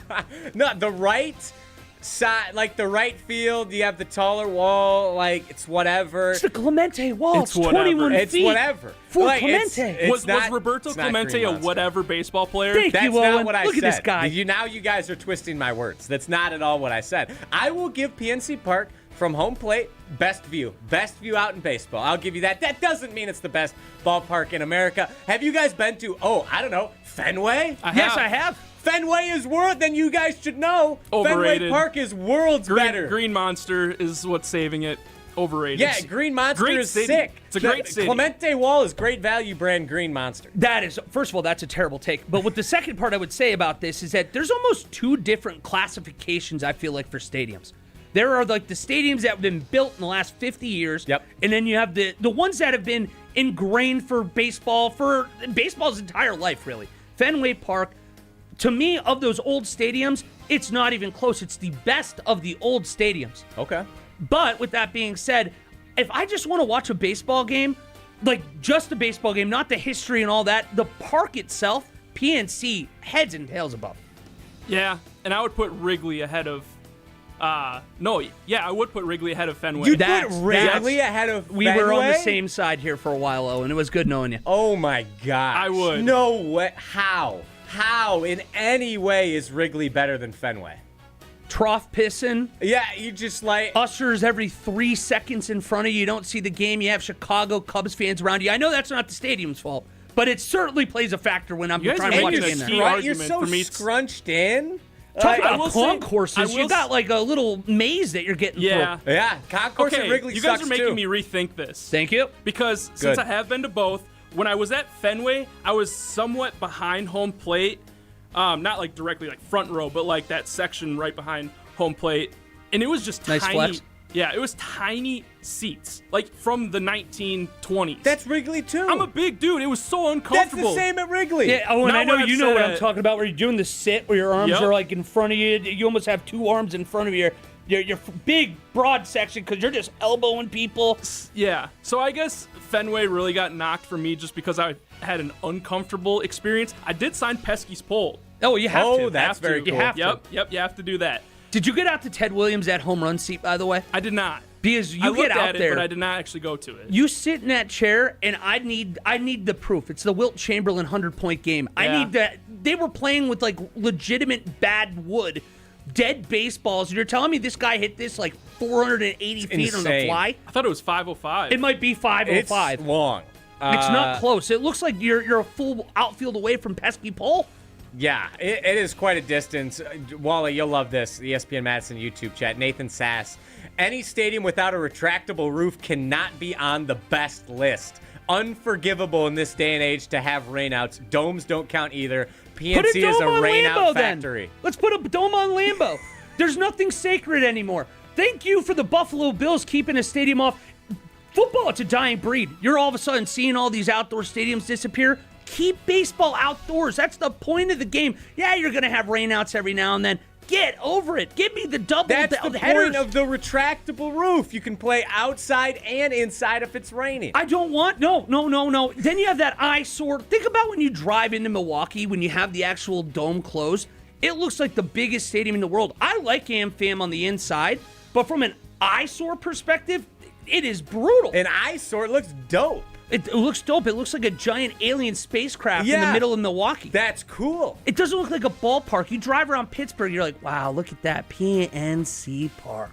I just like the certainty that you're going to have a baseball game that day with the dome, retractable. You can have 2 games. Go for that doubleheader on the rain out. Come on. See, I think I'd even put Comerica Park, home of the Tigers. I've been to a few games there. It's all right. I think that's probably ahead of PNC. That is no, it's genuinely not ahead of PNC, no. Comerica's nice. Take. No cars in the middle of the outfield at PNC. Here, I'll give you guys an underrated one. Coors Field. Coors Field is good. Coors Field. That's probably Coors number Field 2 behind PNC for me. Okay, where are we all putting American Family Field on our power rankings? You're going to be mad at me. Not trying to be a bit. I think it's the most average ballpark that there is. It might be in that 13 to 16 range for me. That's no. That's way too It's low. not a shot at Milwaukee because it's just there's so many good parks now. Oracle out there in San Francisco is another one that gets a ton of pop. You mentioned Fenway. People are going to put Wrigley ahead because of the old factor too. That's 4 right off the top of my head. You have Camden Yards is another one out there in Baltimore that's absolutely gorgeous. Dodger Stadium, Coors. I mean, that's just 7 or 8 that I named, and it wasn't even like a second guess. That's better than AmFam. Dodger Stadium does not seem like a good ballpark. Don't want a Dodger dog? No. Brats all day. How about a game of MVP? Christian Yelich, Cody Bellinger, that YouTube video from back in the day. Loved it. I mean, I'm biased. I'm putting from the ballparks I have been to, I'm putting American Family Field number 2. Right behind. Have you been to 3 parks? Fenway Park. No. I've been to, let me count it up. I've been to American Family Field many times. I've been to Wrigley a few times. Been to Fenway a couple times. Been to PNC Park once. I've been to Comerica Park a couple times. Been to Coors Field. And I think that's it. I think I've been to 6. So I'm putting it number 2. That might be 5th on your own list there. No. I think I'd entertain putting it above Comerica, and I would entertain putting it above Wrigley because Wrigley is a lipstick on pigs. You have ivy on the walls for about 40 days of the year. Enjoy it. The fans ruin it for me, too. Yes. I'm like really rethinking why I said Wrigley over Fenway. I will say the redeeming quality about Wrigley is when you're sitting in the bleachers, you feel like you are right on top of the game. I felt when I went to Wrigley and sat in the bleachers, I felt like I was an arm's length from Jackson Churio, which was really cool. He tossed me a ball. That's fair. I haven't sat in the over my head, bleachers. though. So I recommend the bleachers if you're going to Wrigley. Not ideal. American Family Field, retractable roof. You can always play baseball. The Brewers are guaranteed to play all 81 of their respective home games. If I amputate my leg and get what are they called, the metal prosthetics, I'll never have knee pain again. But it's not going to be the same thing. What? What? I got to try to land the plane here. Yeah. All right, so if you have knee pain, it's the rain out. You remove the leg, you put on the prosthetic, great. I still want my normal leg. Oh my gosh. Comparing just an open. Comparing I want my retractable roof to cutting off your leg. I feel like I'd rather have my leg asinine. amputated than walking into a domed game. Oh my god. Oh, Tropicana Field, let's put it top 5 because they got a dome. Good for them. It's even cooler in the postseason when the Brewers can close the roof, still play baseball, and then the ballpark gets even louder. It keeps the noise in. It makes just a hellhole for opposing teams to play. American Family Field, criminally underrated. I have a number 2. So I've been to 13 stadiums so far, yes. I'll just give my top 3 of PNC, Coors, and number 3 for me is Philadelphia. That's a rowdy environment. I hate very, Philly. very good environment to be at. I went to a Brewers-Phillies games a couple summers ago. In terms of AmFam Field, of my 13, probably 7 or 8. That sounds pretty average to me there, Owen. That's above average. That's a top 10 ballpark in Major League Baseball. Top 10 of the 13. I would say it's above average. It's not great, but it's not bad by any means. But 13 to 16, is that not a fair number if you're looking at out of all 30, I would put it just ahead of that in like 10 to 12. I can handle that. Okay. I don't think you're right, but I can handle that number. See, Okay. I'm biased. I think it's right there at the top, but I understand from an objective viewpoint. 10 to 12. I will accept. Welcome back that. to reality. I will accept that, but it doesn't change the fact that PNC Park is overrated, And we now have gotten Wally Lukashinsky riled up. I'm going to get riled up next. This is Saturday Scramble on 100.5 ESPN, the ESPN Madison YouTube channel, the ESPN Wisconsin app. Stay tuned. Saturday Scramble continues after this on 100.5 ESPN and the ESPN Madison YouTube channel. Michelob Ultra's Soccer Shootout is giving fans the chance to win tickets to the FIFA World Cup 26. Get in on the action at Jay's or Wando's on Saturday, June 6th from 9 to 11 p.m. Michelob Ultra, official beer sponsor of the FIFA World Cup 2026. Also find Michelob Ultra at Whiskey Jack's and W. 2026 Anheuser-Busch Michelob Ultra Light Beer, St. Louis, Missouri. No purchase necessary. Open to U.S. residents. Must be 21 plus. Begins February 1st, 2026 and ends on May 31st, 2026. See official rules at www.michelobultra/rules for prices and official details. Message and data rates may apply. Void where prohibited.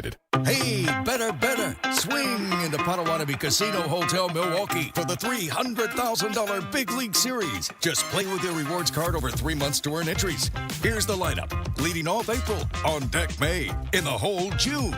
All monthly entries you earn will roll into drawings on Friday, June 26th, where you could win cash, free play, or one of 3 new Toyota vehicles. It's the $300,000 Big League Series, only at Potawatomi. More info online. Must be 21 and a rewards member to play. Join Dr. Zachary Lind for the online talk Healthy Feet for Life on June 10th from 5:30 to 6:30 p.m. Dr. Lind shares practical tips for everyday foot care, how to spot warning signs early, and ways to prevent common problems like pain and falls. Healthy feet support balance, mobility, and independence at any age.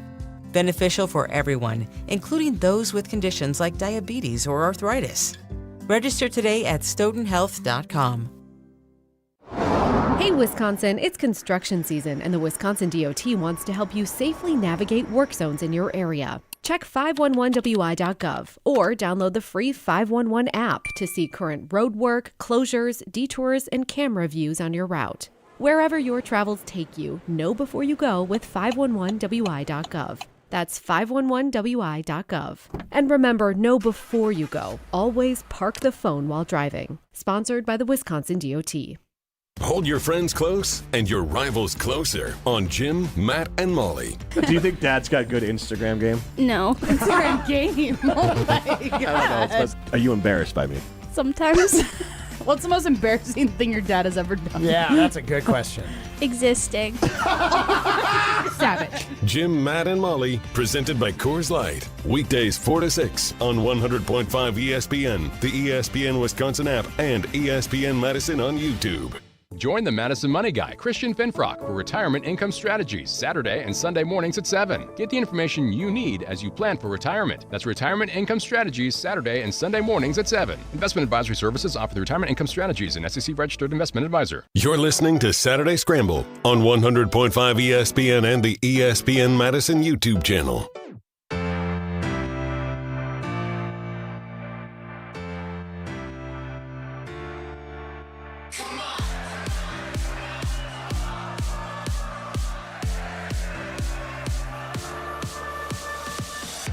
Saturday Scramble continues. Wally Lukashinsky, Riley Yauk here with you on this beautiful Saturday morning here in Madison, Wisconsin, wherever you're listening. Really appreciate your patronage. And we got Wally, little ruffled his feathers a little bit last segment. And now it's time for me to get angry. It's time for Riled Up. This is where we call it like we see it. No sugarcoating. People are riled up these days. What are you so riled up about? If it's soft, we're calling it soft. Now you're getting all riled up. I got riled up. If we are angry, we let it be known. And now I got you all riled up. It's time to get riled up.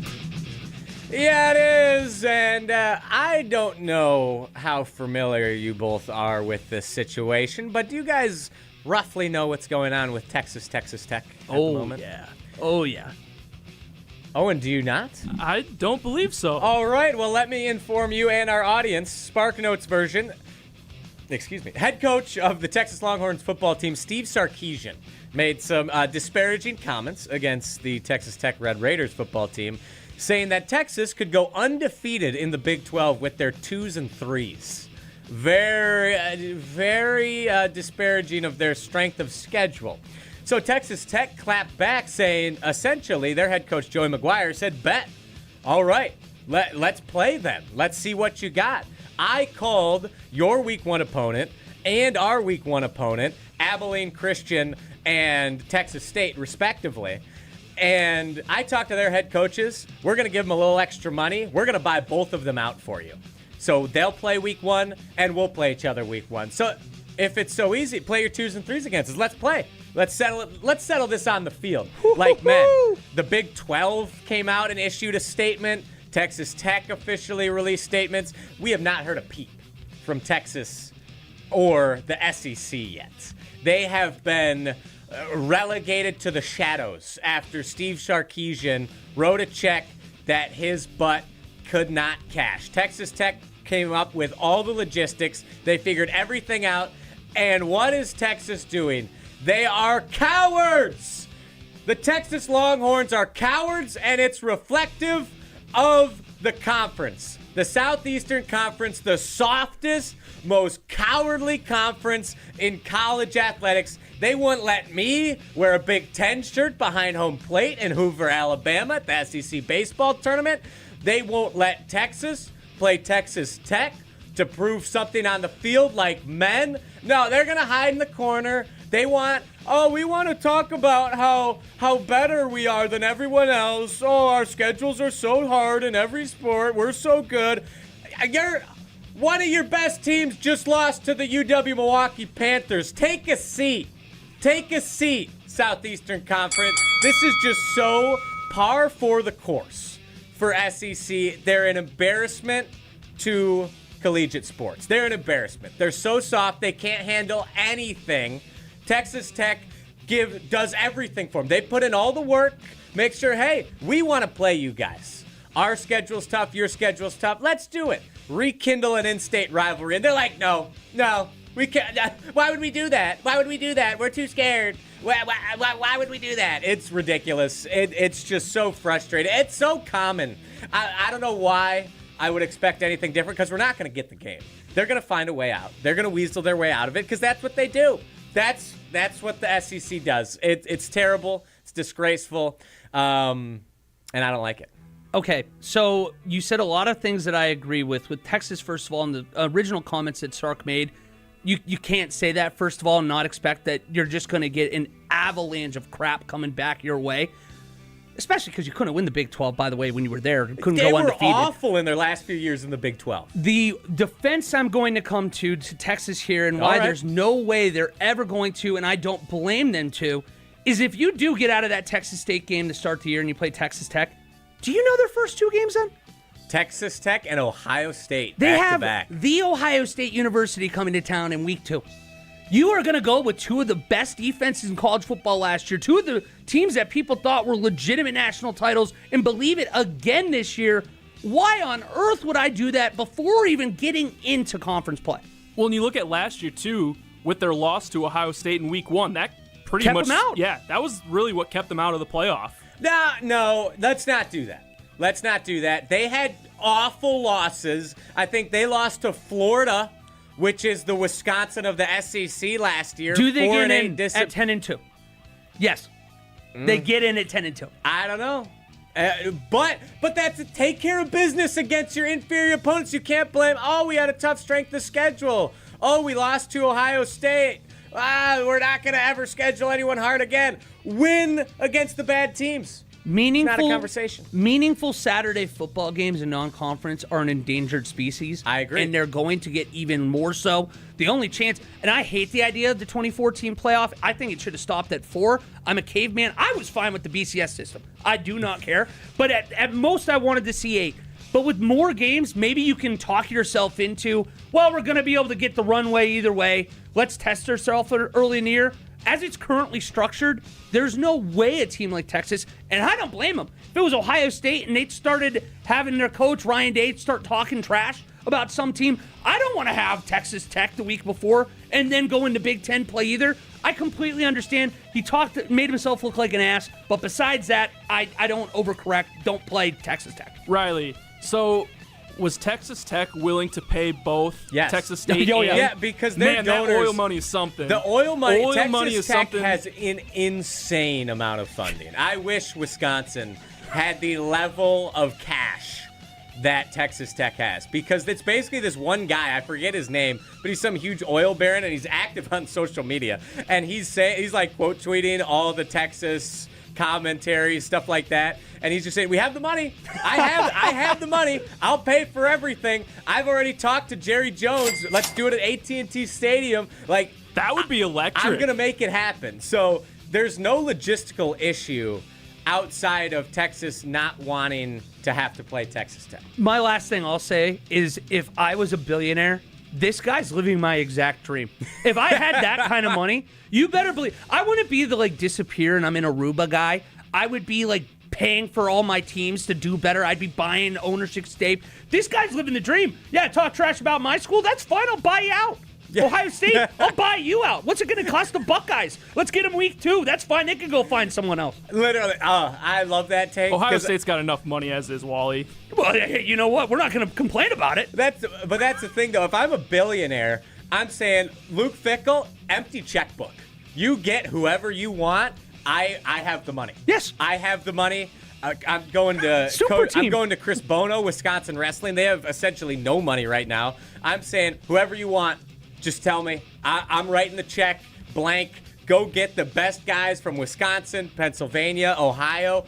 I don't care. Softball, I'm talking to the new athletic director. I'm saying, I'll pay for a baseball team to come back to Wisconsin. Whatever you need, I'm your guy. Turn it on easy difficulty on NCAA. Literally. Is basically what you're doing. Yes, exactly. That's the dream. That was Riled Up, Texas Tech. We will wrap up the show coming up next talking about another college football rivalry for the Axe. Axe game got moved to Black Friday. We'll discuss that to wrap things up next. This is the Saturday Scramble, 100.5 ESPN, ESPN Madison YouTube channel, and the ESPN Wisconsin app. Stay tuned. Saturday Scramble continues after this on 100.5 ESPN and the ESPN Madison YouTube channel. You train hard, you work hard, but are you recovering well? At Saturday, Wisconsin's first thermal bathhouse in downtown Madison, we bring together the science of heat, cold, and rest, shown to support cardiovascular health, reduce inflammation, improve sleep, and boost mental clarity. Whether it's post-workout, easing sore muscles, or just a couple hours to reset, this is recovery that's proven to work across the centuries. Go solo or bring your crew. Saturday, proven to raise vitality and designed to feel good. Looking to take your baseball game to the next level? If you're a top player in your league, the GRB Rays are ready for you. They're Wisconsin's leader in player development and advancement, with over 425 college commitments, 27 draft picks, and 4 big leaguers, including the National League Rookie of the Year. Train in one of the Midwest elite facilities and elevate your game. GRB Rays tryouts are here, but spots are filling up quickly. Sign up now at grbrays.com. That's grbrays.com.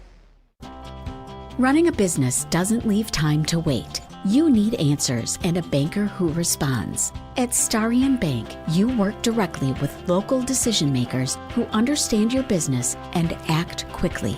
No runaround, no delays, just solutions. The right banking relationship makes a difference, especially when things get complicated. Starion Bank, built for the long game.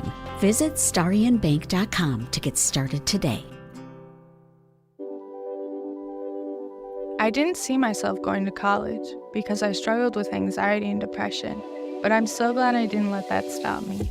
At Madison College, I've found my community. There are a ton of support resources, and I never feel like I'm alone. My advice to others, keep pushing on. There's more to your story at Madison College. Visit madisoncollege.edu to get started.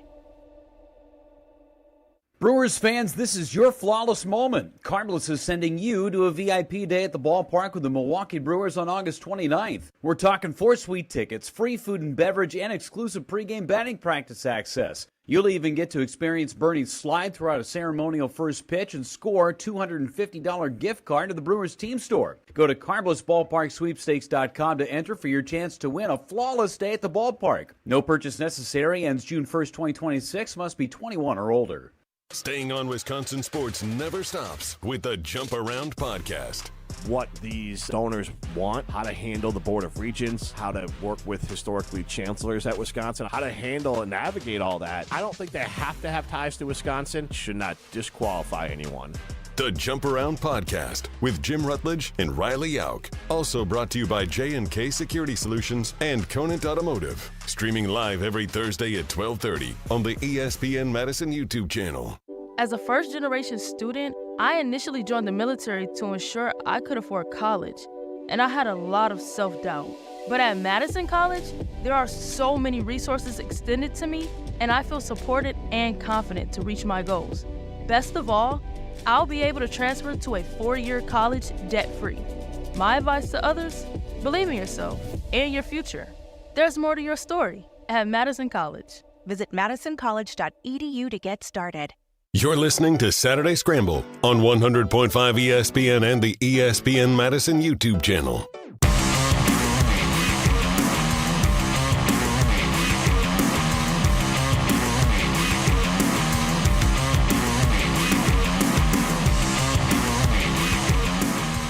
The most played rivalry in college football renews this Black Friday at Camp Randall Stadium, 6:30 p.m., nationally televised on NBC. Wisconsin looks to regain Paul Bunyan's axe from the Minnesota Golden Gophers. Minnesota, unfortunately, leading the all-time series after last year's win, 64-63 with 8 ties. I think I talked about this ad nauseum quite a bit 2 weeks ago on this program. I think Wisconsin-Minnesota is a criminally underrated rivalry. What's that mean to you? Where's that number? It means that what do you mean? Okay, so you're saying criminally underrated. Are you just saying like people don't talk about it enough? Yeah, people don't talk about it enough. I think it's not respected nationally. Like if you bring up Wisconsin-Minnesota as a big rivalry nationally, people are like, "What?" Like these teams hate each other, really? Like, nah, like it's not the Iron Bowl, it's not the game, which I will admit it's not the game. Michigan, Ohio State is number one. But thank you. I think Wisconsin, Minnesota, like people outside of Wisconsin and Minnesota don't realize the hate that flows between these two programs. And I don't think the average college football fan realizes how much this game means to both of these schools. Okay, that's interesting to me because, all right, when I think about like rivalry or like losses, because I think the wins, as awesome as they are, it's more often thank God we didn't lose to them, opposed to like, I'm happy they're sad. Exactly. More than it's me happy. I want to see their pain. I'm curious to hear your thoughts because I'm out in Beaver Dam. I was in Heartland in my high school times, but that was my only Wisconsin experience with the rivalry. At that point, it was when the Badgers were dummying Minnesota every single year. Now we're almost seeing the other, where Minnesota has had a little bit of an upper hand here in the recent history. I don't feel like I see that like upset or that anger that comes out of a Minnesota game that I would, and I'm not talking about the Iron Bowl or the game, but even in like the Virginia Tech rivalries, stuff like that, you're more attuned as a student. So is that like it ruins my day. We lose to this team. Now that coach almost has to be on the bubble, kind of stuff like that. Yeah. That's interesting. That's how it feels to me. As a Wisconsin Badger, I understand I am super, like, this close to the Wisconsin Badgers football team, the rivalry, the program in general. Like, I'm seeing the trees for maybe the forest. But, like, last year, the most viral I've ever gone was after Wisconsin, Minnesota, when I called them a little brother school. I have never gotten more hate in my life than for calling Minnesota little brother. I had thousands of comments of people clowning me on Instagram. It was the first time I received like 10 direct messages just hating on me, saying, "You're one ugly blank and blanker." I think you're good looking, Riley. Thank you. I appreciate that. Like, "You should die. You're a terrible human being." And I'm like, oh my gosh. Like, I struck a nerve. Okay. Same thing on Twitter. I got AI'd into a clown. Like, I had people all over me for this take, and I was like, yes, this is the rival. Like, I hate these guys, and these guys hate me. And most people don't see that, and it just kind of frustrates me. I understand it's not Michigan, Ohio State. It's maybe not the Iron Bowl, but it's up there. Maybe it's because people in Minnesota and Wisconsin are perceived nice exactly around the nation. So That's an interesting point. Because it's just like, oh, they you know what? They're going to get over it. It's going to be the, haha, you guys got us this time. And obviously you're saying that's not the case. When I've grown up, obviously, in Big Ten country throughout my time, whether it was Ohio, Pennsylvania, or Wisconsin, when I think of Big Ten rivalries, I don't think Wisconsin-Minnesota is in my top 5. That's insane. Give me your top 5. Then. Give me your top 5. Ohio State, Michigan. I would say, even though Penn State, I don't feel like it's a true rival to anybody, but their whole unrivaled brand is stupid. Well, we try to pretend like they're not rivals, but they really are. I would say that Penn State, Michigan's a bigger rivalry still. Disagree. I would say UCLA, USC is a bigger rivalry to this point. I think that you can make a case that Oregon, USC has become a bigger rivalry to this point. No. Iowa, Nebraska, I'm putting ahead of it. No. I don't think that one's even close. No. I think you can make a case, Iowa, Nebraska, talking about unbridled hatred for one another, that could be up there at like 2 or 3 in this conference. No. No. And that's just 5, and that's off the dome. No. The Penn State, Michigan, not even remotely close. You said USC, UCLA, not even more historical than Wisconsin, Minnesota. It's the schools in LA. Like, do they even fill the stadium for that game? You can't use history as like an end-all, be-all. Ohio State plays for the Illabuck with Illinois. Which I do love that. But it's like, is that a rivalry? No, it's not a rivalry. Maybe Illinois people might. No one in the world in Ohio is sitting there. Man, you ready for some rivalry football this weekend? We got the Illabuck on the line. It's the same. Like, the axe is cool. It's a really cool trophy. I'm not saying it's just the trophy. We do have the best trophy in college rivalry games, but... Bad take for you, perhaps. If you have a trophy, odds are your rivalry's not that good. No. We have to justify I don't know playing about for that. something. We have to justify playing for something, not Is just that to just hate. because Michigan, Ohio State doesn't have a trophy? Iron Bowl that's doesn't where it have it comes either. from. I mean, maybe there's some bias. I'm not going to lie there. But again, come on. The Egg Bowl's a great big rivalry. brown jug, Minnesota and Michigan, another one. That's what we want to play for. Indiana, Purdue, they play for some barrel and they put like a the confetti. old oaken bucket. The old oaken bucket, and they put like a confetti-looking P or an I to like add it to the chain. We don't need to play for something if it's a big rivalry. That's part of the cool factor. Duke, though. UNC. Oh yeah, let's hand out the blue horn. No, that's not a thing because they just play because they hate each other. Oh my gosh, I think that stems from the hatred. Like, we want to have a traveling trophy.